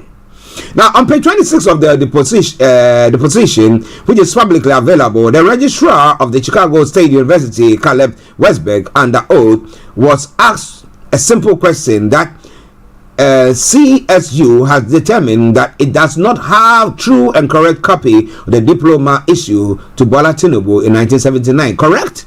To which the registrar responded, that's correct. Okay, I rest my case there. So if there is further information going to be coming from the president's alleged drug dealings with a statement coming from the FBI, and we have government spokespersons or the president's spokespersons going around trying to, throw a spanner in the web or gag media houses before it comes and trying to some way somehow trying to minimize whatever damage that's going to be causing to the president. As a president, they say that the release of that is going to cause one-time damage on his image and a few things there. What do you think about all that? Now, Wale Soyinka was rusticated from the University of Ibadan can't present certificate. That's what Obaseki is saying. Now, the director of research and strategy of the People's Democratic Party in 2023 presidential polls, Dr. Don Pedro Obaseki, has claimed that Nobel Prize winner Professor Wole Soyinka attended the University of Ibadan but cannot present the institution's diploma due to him being rusticated and not completing his program. Now, Politics Nigeria has come out to say he was trying to establish a similarity between what transpired between Soyinka in his school days and the controversy surrounding President Tinubu's certificates. Now, recall that the dispute surrounding President Tinubu's academic record has been taken before the Supreme Court by the presidential candidate of the PDP, Atiku Abubakar. Now, commenting on recent developments on the certificate, Obaseki said, primary question is not whether Tinubu attended Chicago State University or not, but rather whether he graduated or falsified his diploma. He continued by saying the school denied the certificate and even went on so far as to declare they had never seen one like it. Now, look, you said he brought somebody that he attended school together. Let me just use a very simple example. In the 50s, Professor Wole Soyinka went to the University of Ibadan, but he cannot tender the University of Ibadan certificate because he was rusticated. He didn't finish, Obaseki said. So as a result of that, it is common public knowledge that he attended it, not whether he attended or whether the person is a female or a male that attended the issue. The issue is the certificate. The certificate as shown in file 26, file 7 of the same deposition. The man stated clearly that they do not recognize it, and they even went there to say this was the first time during these proceedings that they have seen that certificate. So the question is, he's saying that, well, the president could have come out to say that, well, I went to Chicago University, I didn't complete because I was rusticated, okay? Like what happened to the Lorette Mina, okay, Wole Soyinka, and that he also was rusticated from the University of Ibadan. So everybody, it's knowledge to everybody. I mean, he had to leave because he was fired because of maybe his standings or things that he was saying there, and therefore they decided to just get him out of there. So, but everybody knows. So he wouldn't go lying on oath that, you know what, or swearing that, yeah, it is me. I completed Ibadan University, and this is my apostle's mom will say, certificate. It is my certificate. No, he wouldn't go on to do so. But so what is your stance? The president has committed perjury. And the other time when I was looking at that, if you committed perjury, it's tantamount, you could have a prison sentence. But what happened? Boy, oh boy, I don't think that is going to be happening there. Okay, so bringing you some other stories. 11:37, a couple more, and then we bring the update to a close. Nobody will listen to Nnamdi Kanu if he tells us to drop our weapons. That's what Simon Ekpa is saying. And Simon Ekpa, the self-imposed Prime Minister of the Biafra Republic government in exile, has said that nobody will listen to the incarcerated leader of the indigenous people of Biafra, Nnamdi Kanu, if he asks his followers to drop their weapons. Now, information coming through, Kanu and his IPOP followers are fighting for the sovereignty of parts of southern Nigeria, which they claim as Biafra. In a social media post, Samuel Ekpa wrote, the criminal and treacherous AJ4 may think that he has succeeded in using Aloy Ejimako, and because they think that they have succeeded in manipulating Mazi Nnamdi Kanu to drop Biafra, and for that reason it is time for them to kill at Aloy Ejimako because he frustrated them until now. Please tell them that their last battle is already lost. No Biafra will listen to MNK if he tells anyone or BLA or ESN or BRF to drop their weapons. We've crossed that Rubicon. Every attempt to sabotage the Biafra liberation by compelling MNK to stay somewhere in Nigeria and direct the Biafra army to drop weapons will hit the bricks. Releasing to us, allow him to travel to Finland to have table discussions with me. Without this, before December, we will smoke everywhere. And that is quite a serious threat there. But listeners, it is Starr Radio UK. It is your favorite African and Caribbean radio station in London. Stories coming your way or updates from Nigeria coming your way.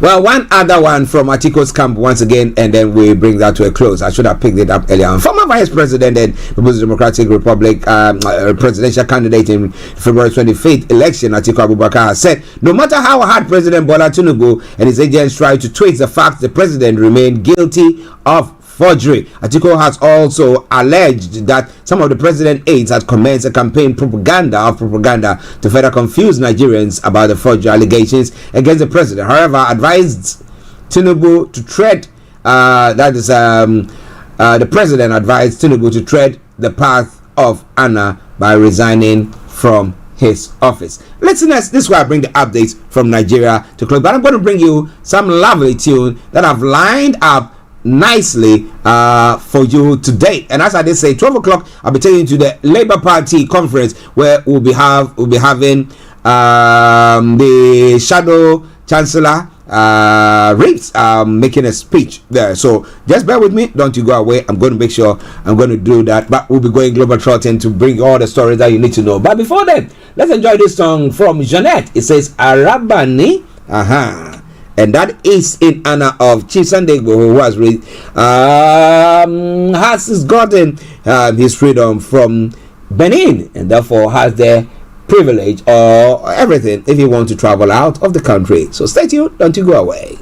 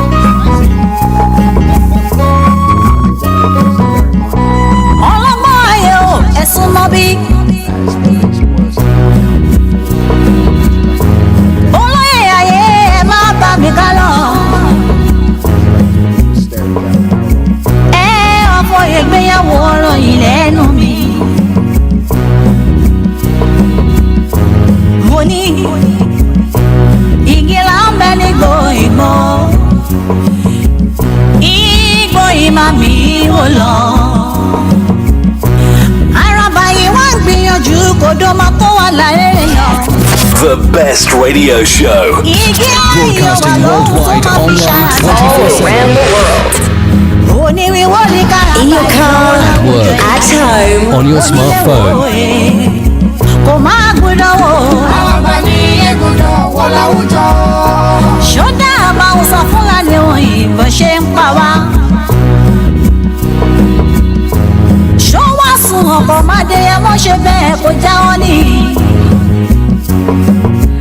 Àwọn àgbààgbà ikọ̀ wọn kò tíra mú odò sí wa kó wà láyé rẹ̀ lọ.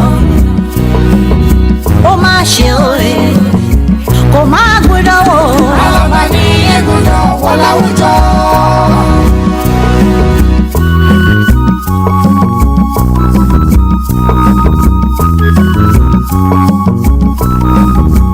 Well, that is Arabani from Jeanette. A tune dedicated to Chief Dr. Sunday Igboho. But wherever you are listening to us from, it is Starr Radio UK. It is your favorite African and Caribbean radio station in London. Now, I was asking myself the question in the background pertaining to Chief Dr. Sunday Igboho's release, and I was asking myself the question. He thanked the former president Olusegun Obasanjo, Dr. Wole, Professor Wole Soyinka, and Professor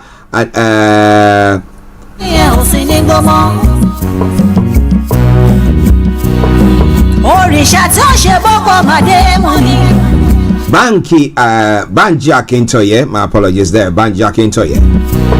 Now the question is, what role have they played? Has the president played any role in that as well?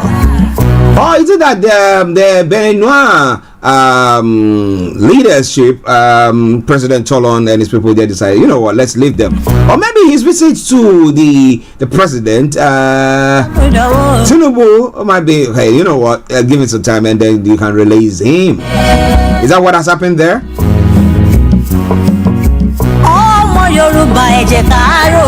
But whatever it is, we are grateful to God for that.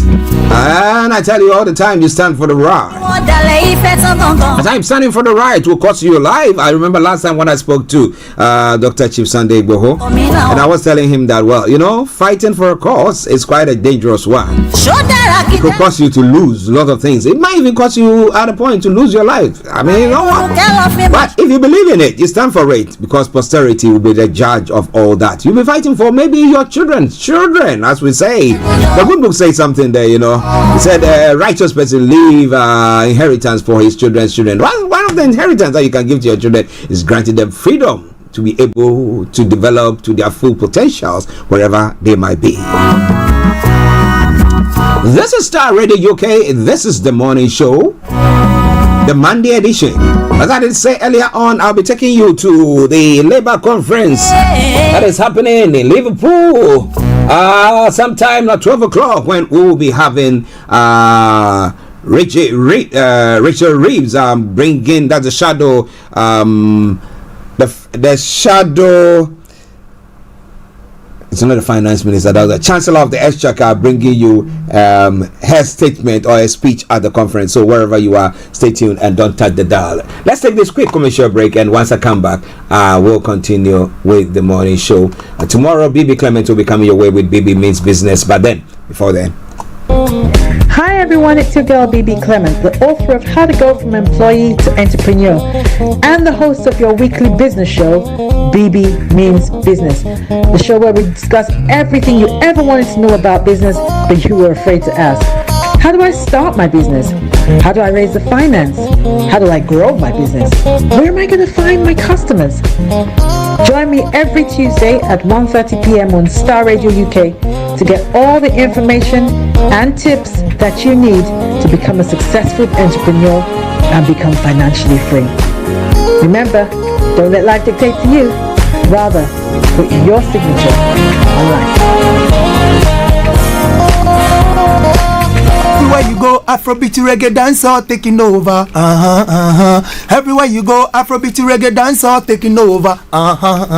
Yo, what's up, people? This is a boy Raskin Bobo One. Tune in every day, every night at the Starr Radio UK with the big man them Archie. When I say Orta, you say fire. Welcome back to the program at the Starr Radio UK. 14 minutes to 12 the time. Let me say good morning to Anthony Adedeji. Hey, how are you doing? And to all my lovely listeners in the UAE, I salute you there. Aziz in the USA, good morning to you and welcome to the show once again.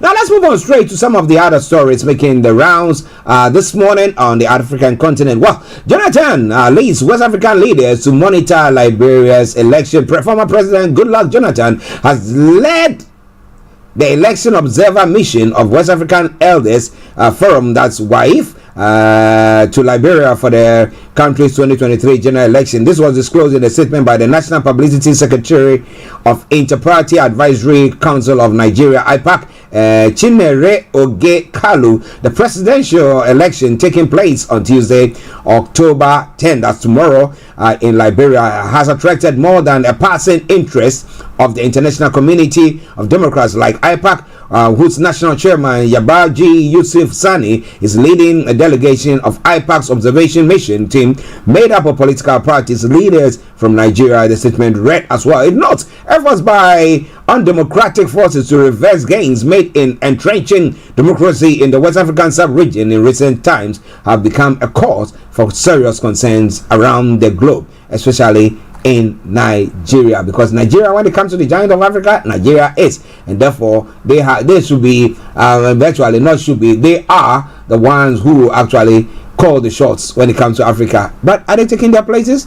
In Starr Radio, you can. Interestingly, a coup d'etat becomes increasingly common as coup d'etats have become increasingly common across the African Senegal, Africa Africa, my apologies, Senegal continues to stand as an exception. Now, this West African nation has never experienced a coup since gaining independence in 1960. So, what has been the factor? How has their military decided to stand by the democratic dispensation, making sure things stick along without getting themselves involved or taking over there?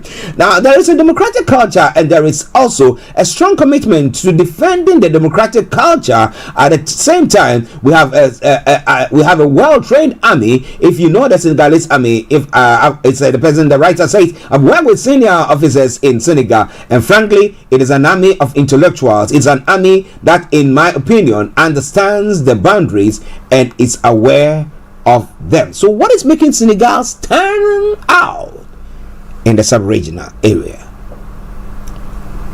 In Senegal, authorities need to be extremely cautious in managing political affairs in our country. Now, today, it is essential that the democratic principles, the rule of law, political freedom, and press freedom are vigorously preserved, because the mishandling of these elements can potentially inspire certain institutions like the army or the gendarme. This has occurred in many African countries. A coup that has never been a coup d'etat has never been a solution in normal system. In almost all our countries where you see these coups, it's because the system is not functioning properly. That's why I appeal to leaders and political actors to ensure that Senegal regains its former glory. Expand Mohamed Talla Ndao, ex-Pastef party, explained Mohamed Talla Ndao, ex-Pastef party member.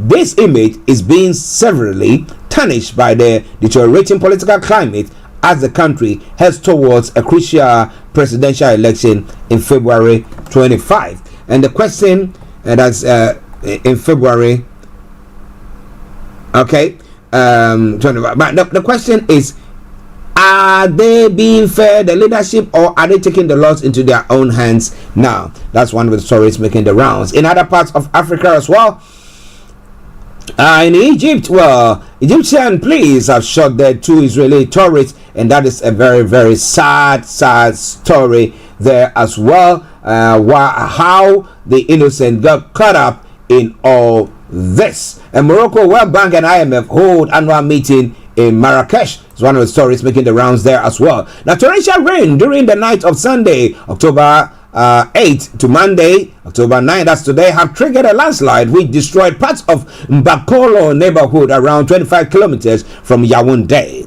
It's a story making the rounds there. 13 people have been confirmed dead so far. Public broadcaster CRTV reported that torrential rain caused a dike in the neighborhood to rupture. I hadn't heard of the incident, a resident said. I've just rushed here only to see the artificial lake had indeed ruptured.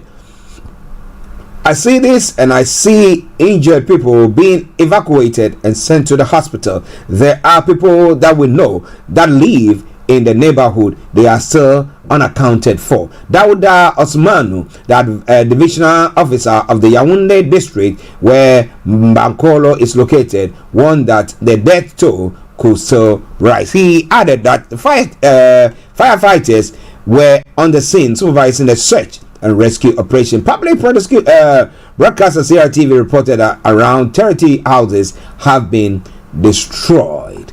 Well, we hope that the authorities put things together to see to resolve whatever is going on. Starr Radio UK, your favorite African and Caribbean radio station in London. One final one before we move on to other parts of the world as well, and this one pertains to visas, student visas for various French-speaking country students who want to go to France to go study. The diplomatic fallout between France and the Sahel countries is causing uncertainty and anxiety among students who intend to go to Paris for their studies. Ophelia Odrago, a first year medical student in Montpellier was due to leave for France at the start of the new academic year, but now she's stuck due to visa annulation.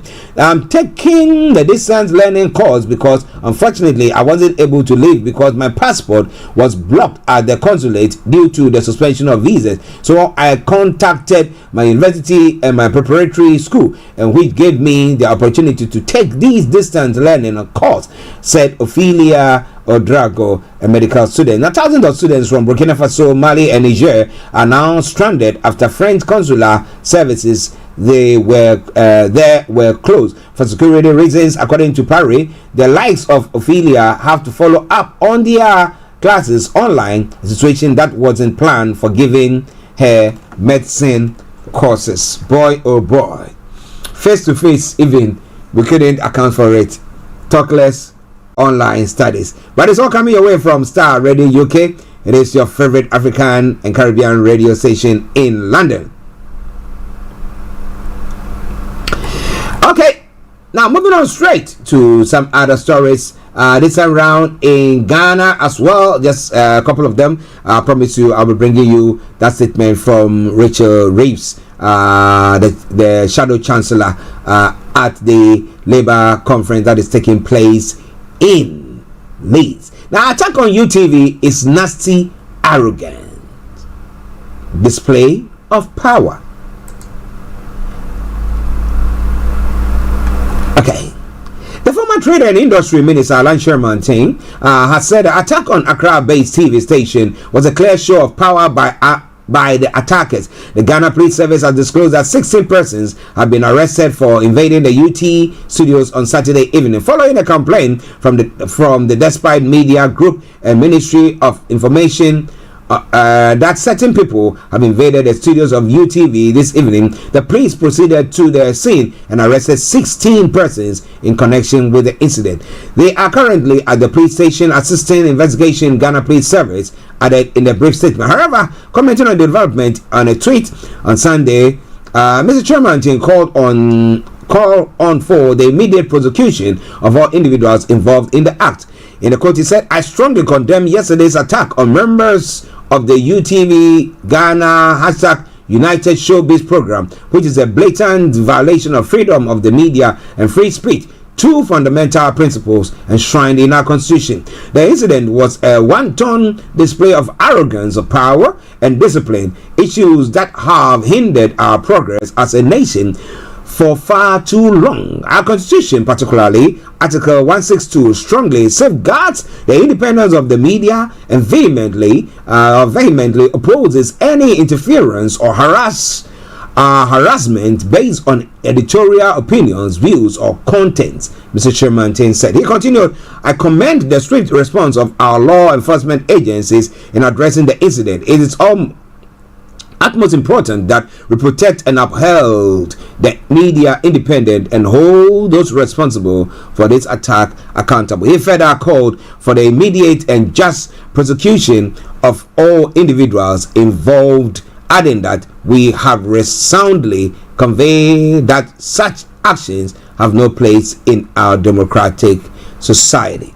But with what have happened, what do you think is a way forward? What do you think is a way forward? Are we going to get in people who, because they think that they are not allowed to make their views heard, now just storm any program at all? You see, today it is someone, tomorrow it could be you, if the laws don't work the way they're supposed to be. In democracy, or in a democratic dispensation, everybody has a right to say whatever they want to say, but that freedom comes with accountability. So if there's a program that is going on and we think that this time around we want to talk to this particular people and you have not been invited, why do you invade the studios and behave that way?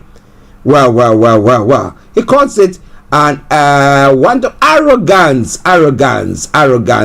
That's a display of power. Attack on it's a nasty, arrogant display of power. But in relation to that, the Ghana Journalists Association has expressed disappointment with the Minister for Information, Kojo Oppong-Nkrumah, over his statement on hooligans attacking United Television. It goes on there to say, in a statement signed by the General Secretary of the GJA, Kofi Yeboah, indicated that Mr. Oppong-Nkrumah failed to directly condemn the attack on the UTV during live show. The GJA has also taken notice of a press statement issued by the Minister of Information, Kojo Oppong-Nkrumah, on the happenings at UTV, but we are highly disappointed in the minister for using or issuing that wobbling statement. In the second paragraph of the press statement, the minister tries to justify the barbaric attack by holding that hooligans entered UTV allegedly without authorization, when he was the very person who reported to and called on the police, Mr. Yeboah stated. He continued, in the fourth paragraph, the minister avoids direct condemnation of the hooligans and conveniently makes his condemnation general. And worst of all, in the last paragraph, the minister imposes a burden on the media to promote national cohesion regardless of the incessant attacks against them. Well, he worked in the media. How does he feel about that? How does it feel about that?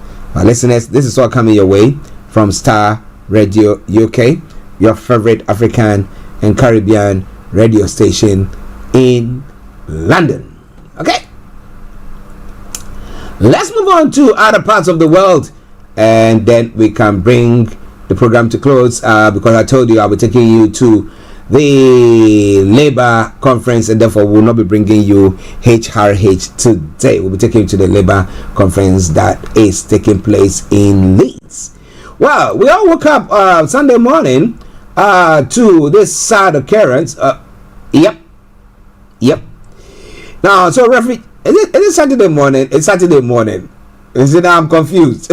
Now, refugee comes Saturday morning. Hit in Gaza, Palestinian Foreign Affairs Ministry saying Israel Defense Ministers orders a complete siege of the Gaza Strip. Now, 2 days after shock attacks in Israel left hundreds of civilians dead. Now, rocket attacks on Israel from Gaza continue with explosions heard in Jerusalem. Now, Israel says it has regained control of its communities near Gaza, but some militants remain active. Now, more than 700 people have been killed in Israel since Hamas launched 8 attacks on Saturday morning, including 260 at a musical festival. Israel says dozens of people have been kidnapped in attacks. Most have been taken into Gaza. Now, more than 500 people have died in Gaza after Israel launched its massive retaliatory air strikes there. But the man has described horror movie kidnap of his mother from Israeli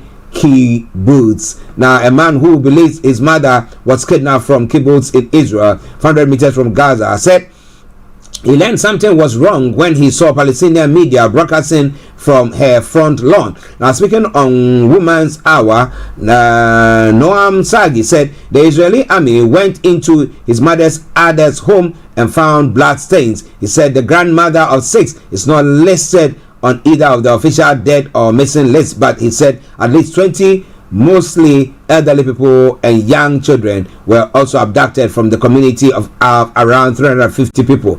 Ada recently had a hip replacement and needs an EpiPen for severe allergies, Norm said, adding he is very scared for her well-being. Describing the situation as like a horror film, Norm said it is very upsetting to even think that this is possible. But the question is, what do you think can be done to resolve this issue? Somebody say an eye for an eye, a tooth for a tooth, and the whole world goes what? Blind. But with what has happened, at what point do you say that, you know what, this land belongs to you? Is it the biblical times that you say, yeah, I was promised some time ago? So Egypt can also say that, well, the area that we've captured some time ago, and so those countries that were not in existence, what do they also say? Or we come 100 years on and say that, well, so the apartheid, yeah, because these people invaded, came to South Africa and took over, those people there, the Dutch or the Germans or the English people who were there, so at what point? Where do we draw the line? Well, someone saying that, well, the Israelites or the Jews came to the place, forming their own city and taking over the lands of the Palestinians. Someone will say, well, that was promised us back in the day by God. But the question is, who is right? How do we resolve that issue? Should this escalate? What do you think is going to be happening there? That is the question on the lips of most people this morning. But due to this situation, oil prices started going up. Hamas attack on Israel has fueled oil prices to be going up because crude climbs on fears the situation in Israel and Gaza could disrupt output from the Middle East. How? Because Saudi Arabia is producing its one, all the countries that are doing there. So how? Now you know them. They look at every situation and try to take advantage of that to hike prices or do whatever. But what do you think about all that? It's all coming away from Starr Radio UK, your favorite African and Caribbean radio station in London. Now, emergency teams in Afghanistan are racing to rescue people from the rubble left by a powerful earthquake that struck the west of the country. Now, more than 1,000 people are feared dead after a 6.3 magnitude quake hit villages in Herat province on Saturday. With communications down and many roads blocked, rescue workers are struggling to reach remote areas. Now, hundreds have been injured. The UN and other organizations have begun to rush in emergency supplies. The earthquake struck about 40 kilometers northwest of the city of Herat at around 11 local time, that is 0630 hours GMT on Saturday. The worst affected communities consist of mud structures in the very first shake of the whole shake. All the houses collapsed. Herat resident Bashir Ahmad, whose family lives in one of the villages, said to news agency those who were inside the houses were buried. He added, there are families we have had no news from, but the World Health Organization has said at least 465 houses has been flattened. It is Starr Radio UK. It is your favorite African and Caribbean radio station in London. As I said, I will do my best to bring you the statement from Rachel Reeves this morning at the Labour conference. Though she started, just bear with me. Let me just touch on a couple of stories from then, and then I will bring that your way. So stay tuned, please. Don't you go away from this part of the world, and then we'll take you straight to the Labour conference. Now, Reeves to pledge to get Britain building in Labour conference speech. The Shadow Chancellor is addressing delegates. She will pledge to overhaul planning rules to speed up green energy and 5G projects. That's what's going to be happening there. Now, every Jewish family in the UK affected by Hamas attack, says Chief Rabbi. The Chief Rabbi calls it a time of mourning, deep grief, and enormous worry for the whole community. In another story making the rounds as well, plan to shut war crimes probe concern. That's what the minister is saying. Veterans Minister Johnny Mercer suspected UK Special Forces may have unlawfully killed unarmed Afghans. How do we deal with that? Okay, and Metro Bank has strikes a late night rescue deal. The lender raises extra fund from investors after a weekend of intense speculation about its future. In other stories making the rounds as well, Stonehaven rail crash victims and families have been awarded a £1 million in damage. 3 people died and 6 were hurt after a train hit a landslide south of Stonehaven in 2020. The final story talks about the UK Supreme Court will consider the fate of the government's controversial plan to send some asylum seekers to Rwanda. The outcome is far from certain, and the full story is far from complex than headlines suggest. Let's go.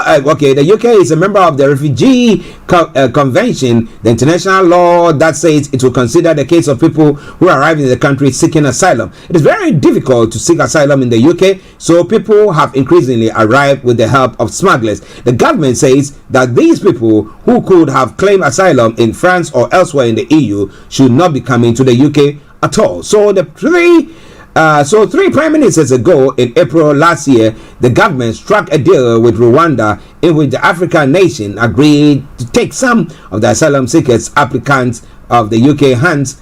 It's been paid 140 million so far to do so, and it's remained totally unclear how many it will ever take, even if the scheme ever gets to operate. Well, that is 40 million pounds free money for them, Abby. They will be enjoying it like no man's business. They'll be praying, don't let them come. But if they don't come, that means it's going to cost them, wouldn't it?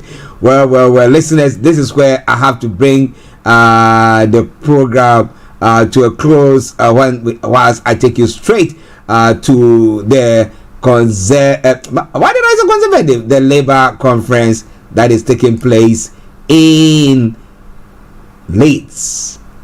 Rachel, the Shadow Chancellor, addressing the gathering there. But wherever you are, it's been a pleasure coming your way. I'll be coming your way tomorrow, God willing. But wherever you are, don't you go away.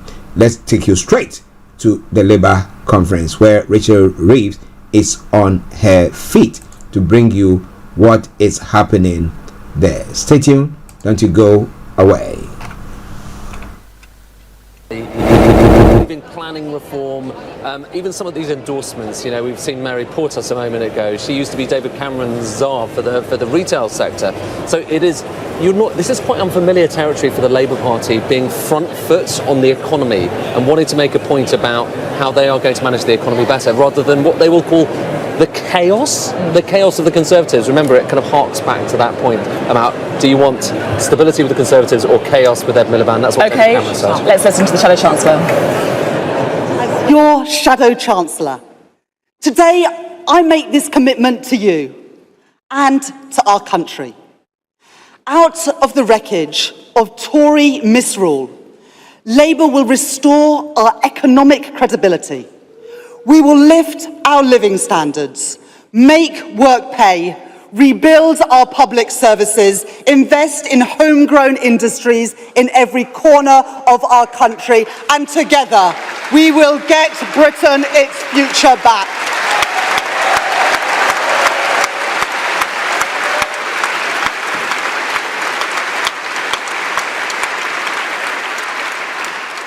This is a momentous week. For too long, we have gathered in these halls with the power to talk, but not with the power to do. 13 years of opposition to remind us of that eternal political truth, that it is only through power that we can put our principles into action. Under Keir's leadership, that opportunity is finally within our grasp, but only if we allow no complacency, only if we fight for every single vote, only if we work every day to show that we are the party with the discipline, with the determination, and with the vision to rebuild Britain.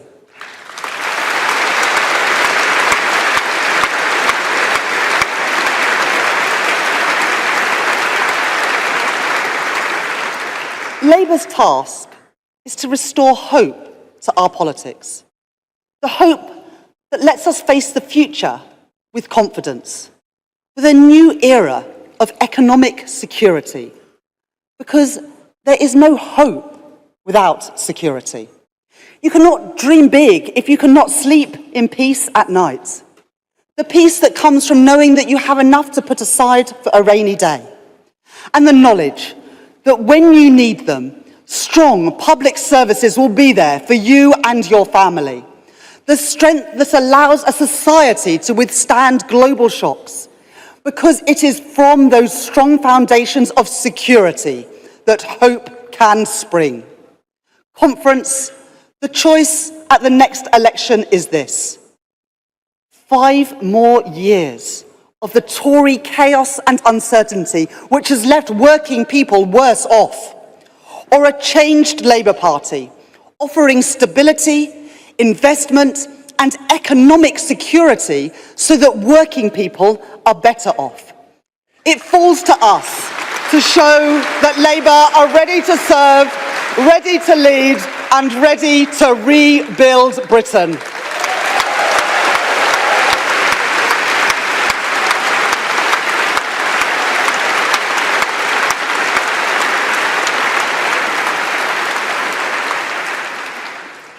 chess, you learn to think several moves ahead. But even I couldn't have predicted the mayhem that we have seen, week after week, year after year, from this Conservative government. First, austerity, then Brexit without a plan, and then their kamikaze budget. Growth weak, wages flat, taxes up, the price of energy up, the price of the family food shop up, and mortgage bills up hundreds of pounds every single month. Never forget. This time last year, in their clamour to cut taxes for those at the top, the Conservatives caused market chaos, crashed the economy, and left working people to pay the price. That is why you can never trust the Tories with our economy ever again.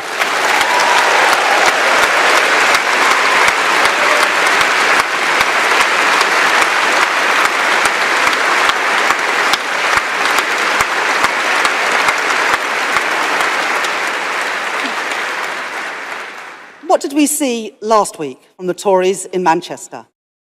A government bereft of ambition for Britain, so ready for opposition that they're behaving like they're already there, looking inwards, not outwards, to the country, queuing to cheer the extremists rather than kicking them out of their party.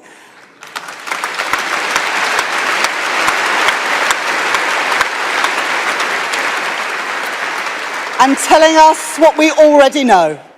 Liz Truss might be out of Downing Street, but she is still leading the Conservative Party.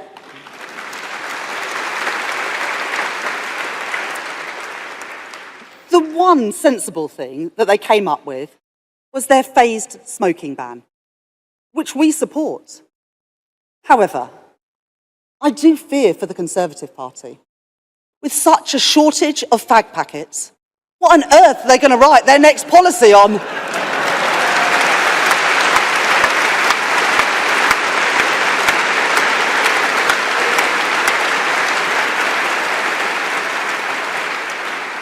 And what about the Prime Minister?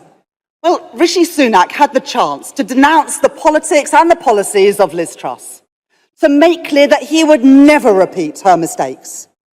But he didn't. If he's too weak to stand up to them 1 year in, what chance do you give him 5 years in? Be in no doubt, the biggest risk to Britain's economy is 5 more years of the Conservative Party.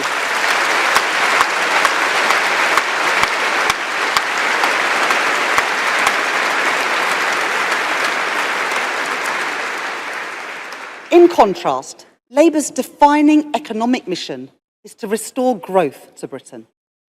But it is no use simply claiming that we want economic growth without new ideas for how we can achieve it. That starts with understanding the world as it is today. A world that has been reshaped by new technologies, by the pandemic, by war, by great power rivalries, and by the climate crisis. In short, globalization, as we once knew it, is dead.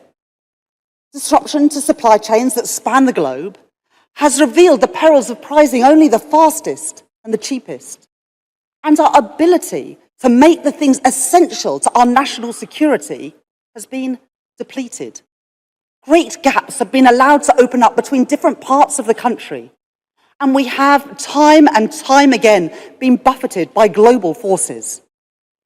In this new age of insecurity, it is no longer enough, if it ever was, for government to turn a blind eye to where things are made or who is making them, to run an economy based on the contributions of only a few people, a few industries, and a few parts of our country. A changed world demands a new business model for Britain. It is an approach that I call securonomics. That means government putting economic security first. Security for family finances and security for our national economy. It means we must rebuild our ability to do, make and sell more here in Britain, so we are less exposed to global shocks.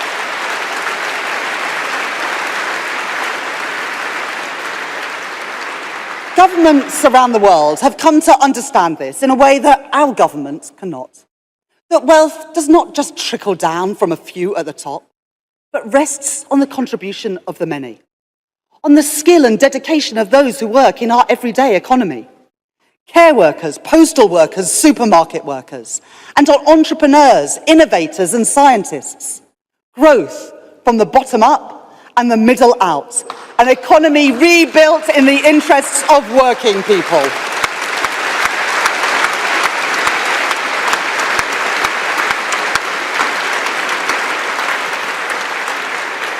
Because from security comes hope. Labour will commit itself to rebuilding that security, to restoring that hope. Labour is ready to serve, ready to lead, ready to rebuild Britain.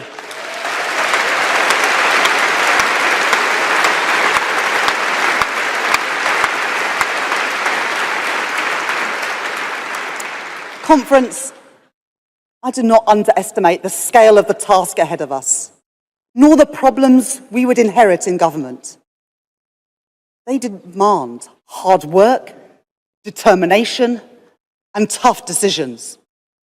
The exhaustion of conservative ideas does not give us the freedom to push through programmes detached from our present economic reality, or take for granted those people who we seek to represent. Change will only be achieved on the basis of iron discipline. Working people rightly expect nothing less. Because when you play fast and loose with the public finances, you put at risk family finances. When the prices of food and energy and housing soar, it is working people that pay that price. Like the mum that I met in Scarborough earlier this year, a mental health nurse who had moved back home with her mum for 5 years with her young family to save the deposit to buy a home of her own. Only to find that when she was on the cusp of fulfilling that dream, after all that sacrifice, the mortgage costs that she would face outstripped her income, and she had no chance of meeting them. This is one of thousands upon thousands of similar stories. Stories I hear wherever I go, of people who have worked hard and done all the right things, but whose dreams have been dashed by the choices of this Conservative government, people who we must not and will not let down.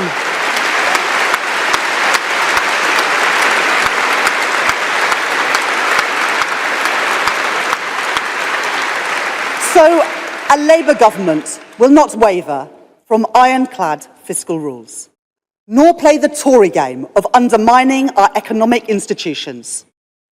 The last Labour government granted operational independence to the Bank of England. I started my career as an economist at the bank, and I saw the lasting contribution that that made to Britain's economic success. So we will protect the independence of the bank, the Office for Budget Responsibility, and our civil service.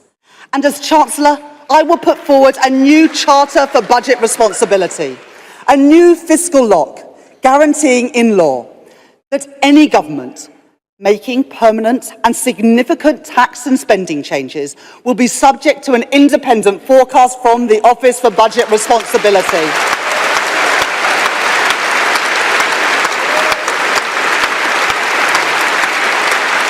Never again will we allow a repeat of the devastation that Liz Truss and the Tory party have inflicted upon family finances. Never again will a Prime Minister or Chancellor be allowed to rush through plans that are uncosted, unscrutinised and wholly detached from economic reality.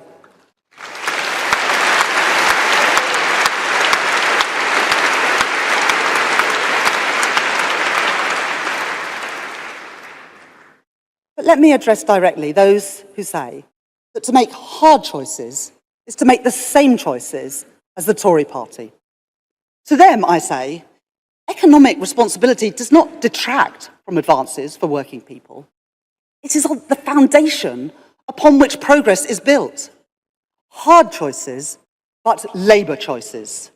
The choice to back our high streets and small businesses by requiring online tech giants to pay their fair share.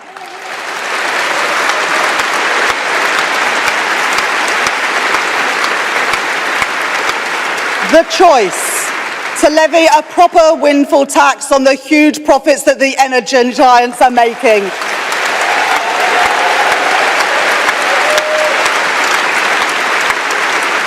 So that working people do not bear the brunt of a crisis that they did not create. The choice to abolish the non-dom tax status and put that money into our National Health Service instead. Because, Conference, if you make your home in Britain, you should pay your taxes here too, and with Labour, you will.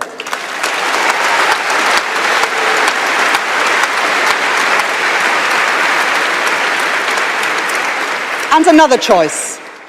In my first budget as Chancellor of the Exchequer, I will end the tax loophole which exempts private schools from paying VAT and business rates. And Conference, we will put that money into helping the 93% of our children who are in our state schools.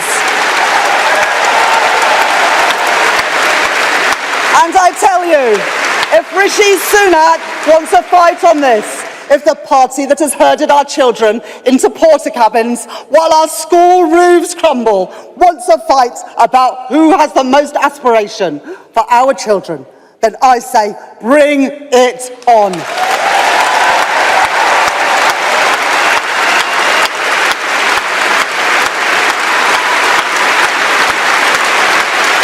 Conference, we are ready to serve, ready to lead, and ready to rebuild Britain.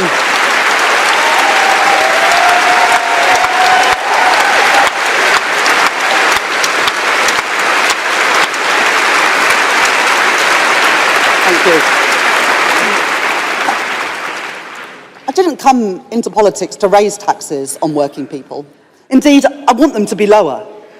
But the Tories have piled 25 tax rises on ordinary working people and businesses, while allowing the wealthiest to avoid taxes, keeping loopholes open, and letting government waste spiral.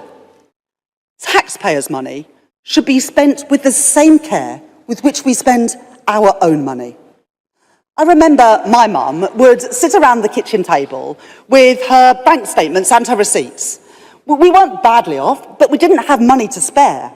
For my mum, every penny mattered. I learned that same lesson at the Bank of England. Responsibility must always come first. But for too long, Tory governments have allowed money to be wasted and taxpayers defrauded. So Labour will wage a war against fraud, waste and inefficiency.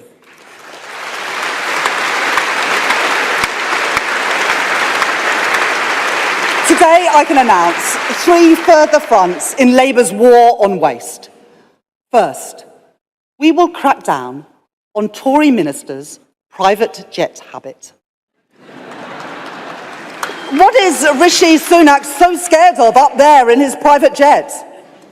Meeting a voter? Well, we will properly enforce the ministerial code on the use of private planes and save millions of pounds for taxpayers in the process.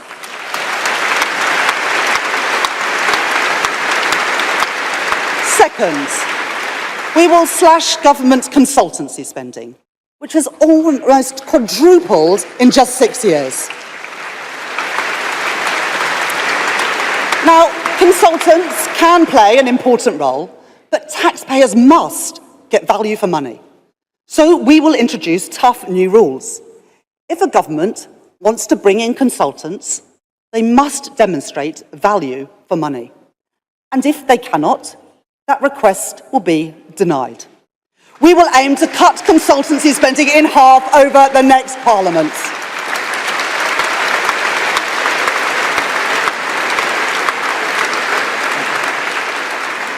And third, we will go after those who profited from the carnival of waste during the pandemic.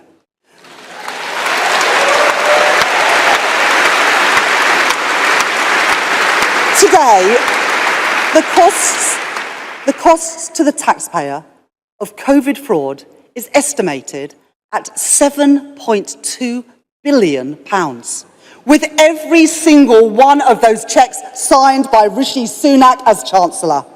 And yet, just 2% of all fraudulent COVID grants have been recovered. So, I can announce today that we will appoint a COVID corruption commissioner, supported by a hit squad of investigators, equipped with the powers they need and the mandate to do whatever it takes to claw back the money that has ripped off the taxpayer, to take the fraudsters to court and to get back every penny of taxpayers' money that they can. Because, conference, that money belongs in our NHS, it belongs in our police, it belongs in our school.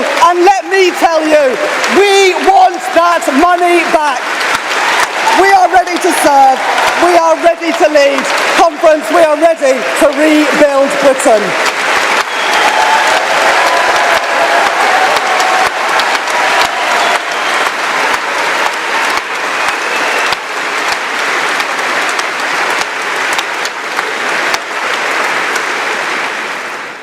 Labour will tax fairly and spend wisely. But, conference, I must tell you, you cannot tax and spend your way to economic growth. The lifeblood of a growing economy is business investment. It is investment that allows businesses to expand, create jobs and compete with international rivals, with new plants, factories and research labs coming to Britain, not France or Germany or America. But today, we lag well behind our peers for private sector investment as a share of GDP, with tens of billions of pounds less spent on new machinery and new infrastructure. Is that because British people aren't as hardworking, or as creative, or as enterprising? No. British businesses, from life sciences to creative industries, from digital to financial services, can and do lead the world. But they have been held back by the chaos and instability of this Conservative government. So Labour will aim to restore investment as a share of our GDP to the level that it was under the last Labour government, and to bring us in line with our peers, adding an additional £50 billion to our GDP every single year, worth £1,700 for every household in Britain. But we know too that asking businesses to do all the heavy lifting while government steps back is not an option.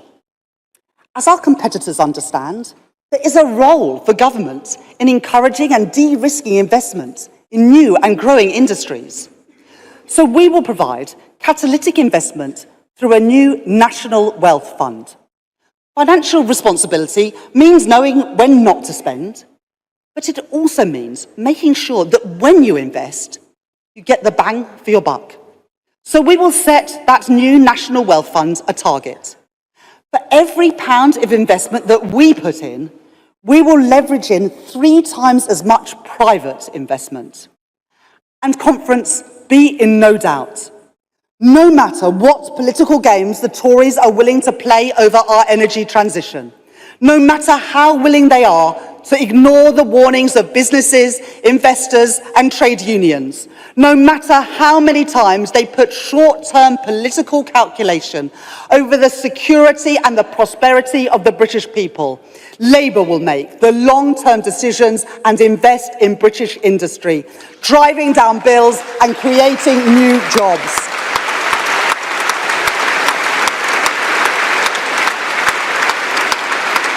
Jobs for plumbers, builders and electricians. Jobs for scientists, designers and engineers. In green hydrogen and carbon capture and storage. In Grangemouth, Middlesbrough, Swansea and Hull. In steel, in Sheffield, Scunthorpe and Port Talbot. In offshore wind, in Fife, in Plymouth and Newport. Making electric car batteries in Coventry, Sunderland and in Blyth, and jobs retrofitting homes in Keighley, Rochester and Warrington, and in every village, town and city across our great country. ready to serve, ready to lead, ready to rebuild Britain.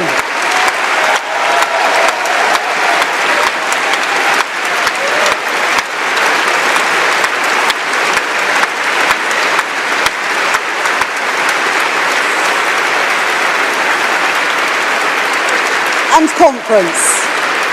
If we want to spur investment, restore economic security and revive growth, then we must get Britain building again. The Tories would have you believe we can't build anything in Britain anymore.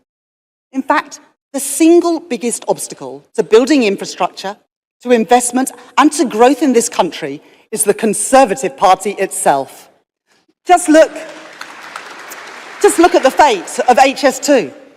A major transport project lost, another promise broken, because the government could not keep costs under control. By the time this government even recognised that they had a problem, the project was already £30 billion over budget. The question must be, how was it ever allowed to get to that point? If I were in the Treasury, I would have been on the phone to the Chief Executive of HS2 non-stop, demanding answers and solutions on behalf of taxpayers, businesses and commuters. But with this government, it has become a pattern. When it comes to getting things built and projects delivered, Britain has become the sick man of Europe, with HS2 coming in at 10 times the cost of the French equivalent. And that is why our Shadow Transport Secretary, Louise Haigh, will commission an independent expert inquiry into HS2 to learn the lessons for the future.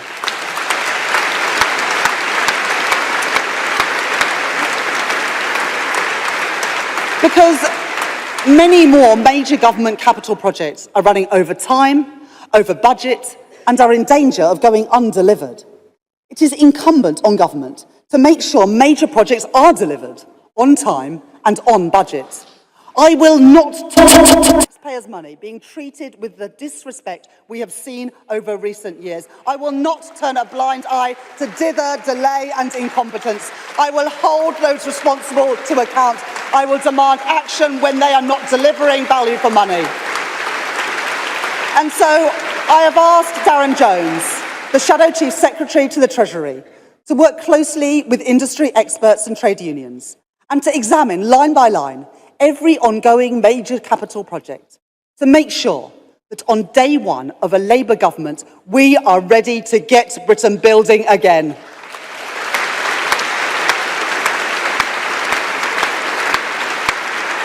If the Tories won't build, if the Tories can't build, then we will.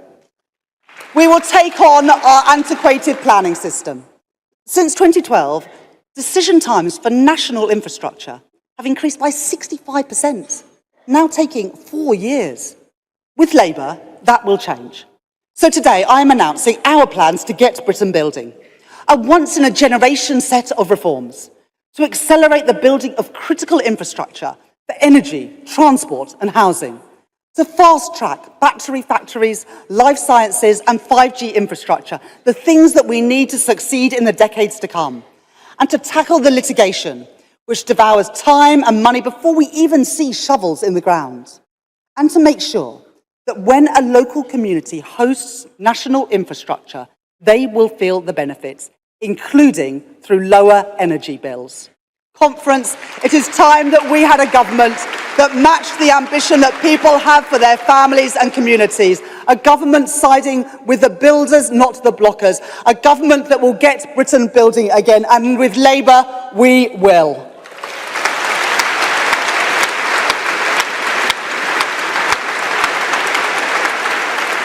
Let me give you one example. Our energy grid. Today, new developments are being forced to wait up to 15 years until the late 2030s to connect to the grid. £200 billion worth of projects stuck in limbo. So today, working closely with Ed Miliband, I can announce Labour's plans to rewire Britain, securing the supply chain we need for lower bills, and to build faster and cheaper, opening up new grid connections to competitive tendering, And because the British people should own a stake in their energy system, the publicly owned Great British Energy will look to bid into that competition. 220,000 new jobs, lower bills for good, and energy security for Britain. And there's more. We will invest in expanding local authorities' planning capacity to speed up decisions. And here is how we will pay for it. Rocketing interest rates have dealt a hammer blow to the dreams of millions of people who want to own their own home, when already that dream was far too remote for far too many people. It is not right that while so many people are struggling, many homes are bought by overseas buyers who may own a property but leave it vacant, driving up prices while families and young people are desperate to get onto the housing ladder. So because 1 year ago, Keir Starmer set out the ambition for the next Labour government to make 70% of British households homeowners, because a house should be first a home and not an asset, and because, conference, it is time we built the homes our young people need, we will raise the stamp duty surcharge on overseas buyers to get Britain building. Conference, Labour is the party of the builders, not the blockers. Labour is the party of economic growth. And it is now beyond doubt, it is Labour that is the party of home ownership in Britain today.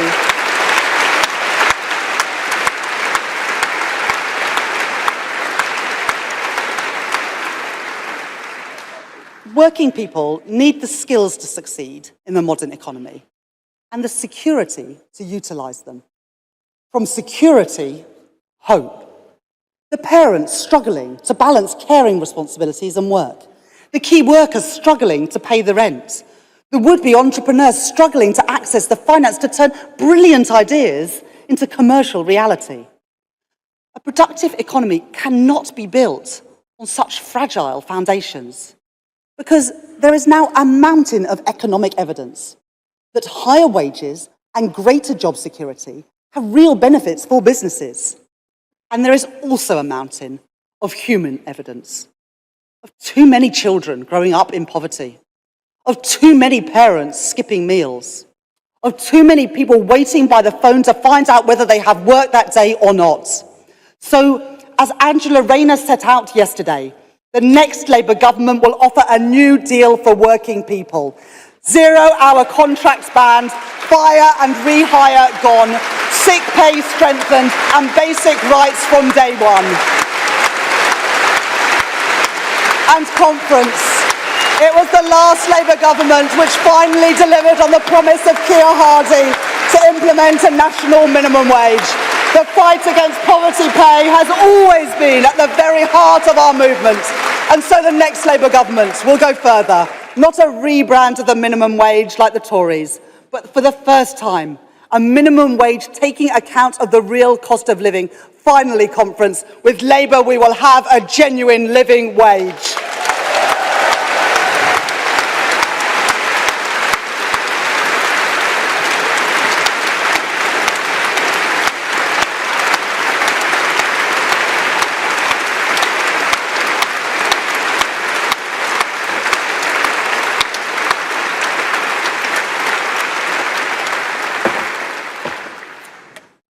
The post of Chancellor of the Exchequer has existed now for 800 years. In that time, not one single woman has held that post. Conference, when we next meet, I intend to address this hall as Britain's first female Chancellor of the Exchequer.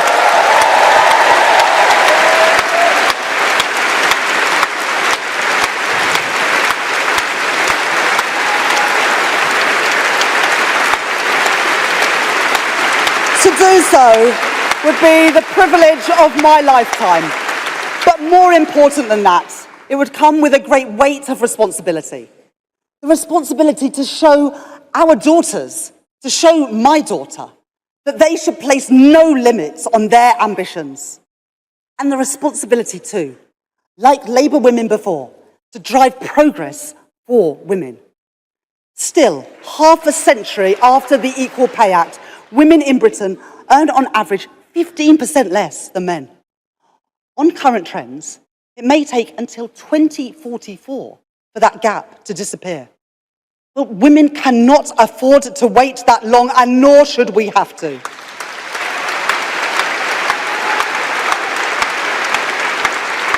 The work of women have been undervalued for too long, and that is why I have asked Frances O'Grady to examine how we can go further and faster so that the next Labour government makes the next great strides towards ending the gender pay gap once and for all, ready to serve, ready to lead, and ready to rebuild Britain.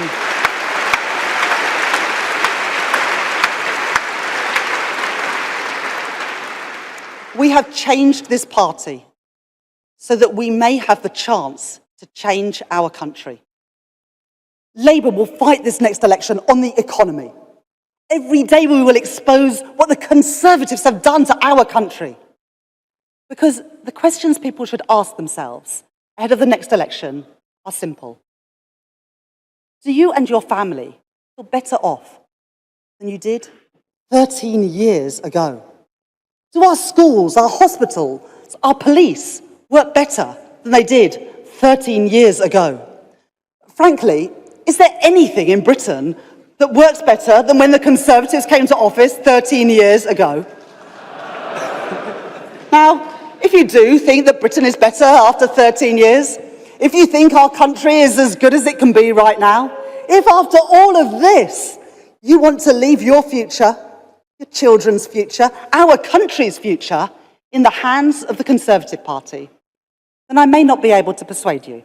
But if, like me, you think that Britain can do better, that Britain can be better off, if you, like me, believe that it is time to put security first and reject the risk of 5 more years of chaos and decline, then join us. Join us in our mission to rebuild Britain.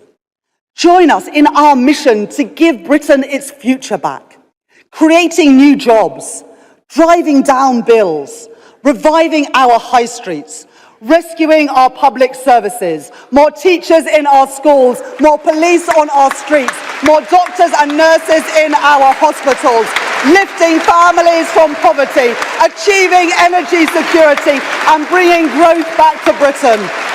We are here, ready to serve, ready to lead, and together we can and we will rebuild Britain.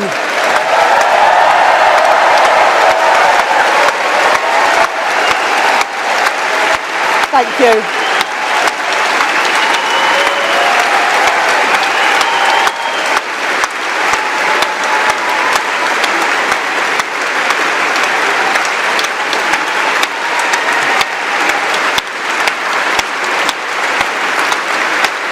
Thank you. Thank you so much, conference.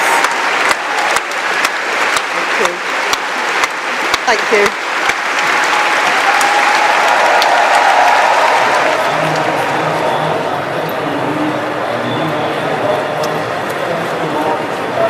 Rachel Reeves, the Shadow Chancellor, a woman really in lockstep with the man she's with now, Keir Starmer, a double act, if you like, going into the next election and setting out her pitch for Labour when that day does come. She very clearly said, didn't she, that... Welcome back to the program, and let me say thank you very much for joining us on this live broadcast that we brought from the Labour Party conference that is taking place in Liverpool. That was Rachel Reeves, the Shadow Chancellor of the Exchequer, making a speech at the conference where she had a standing ovation, and I think her speech has gone down very, very well. But God willing, tomorrow we'll have the privilege of bringing you sneak view and comments that have come from the various quarters. So just bear with us. Tomorrow we will be doing justice to that. But on that note, let me say thank you very much for joining us today. It's been a pleasure coming your way. It's been me, Archie. I will not be able to bring you Career 101 because of the time. But wherever you are, have a lovely day. And as we saw on this platform. May Nigeria not happen to you. But enjoy this song as I did play earlier on from Jeanette, and it says Arabani in honor of the freedom of Chief Sunday Igboho that occurred yesterday. Thank you very much. It's been me, Archie, saying bye-bye for now. Enjoy.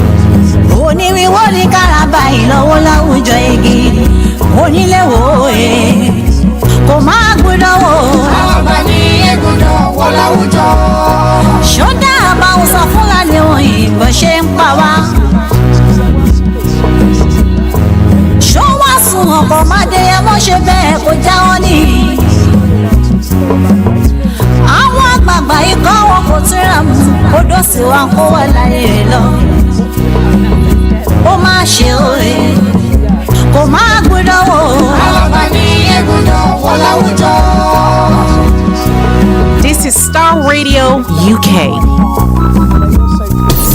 Thanks for listening.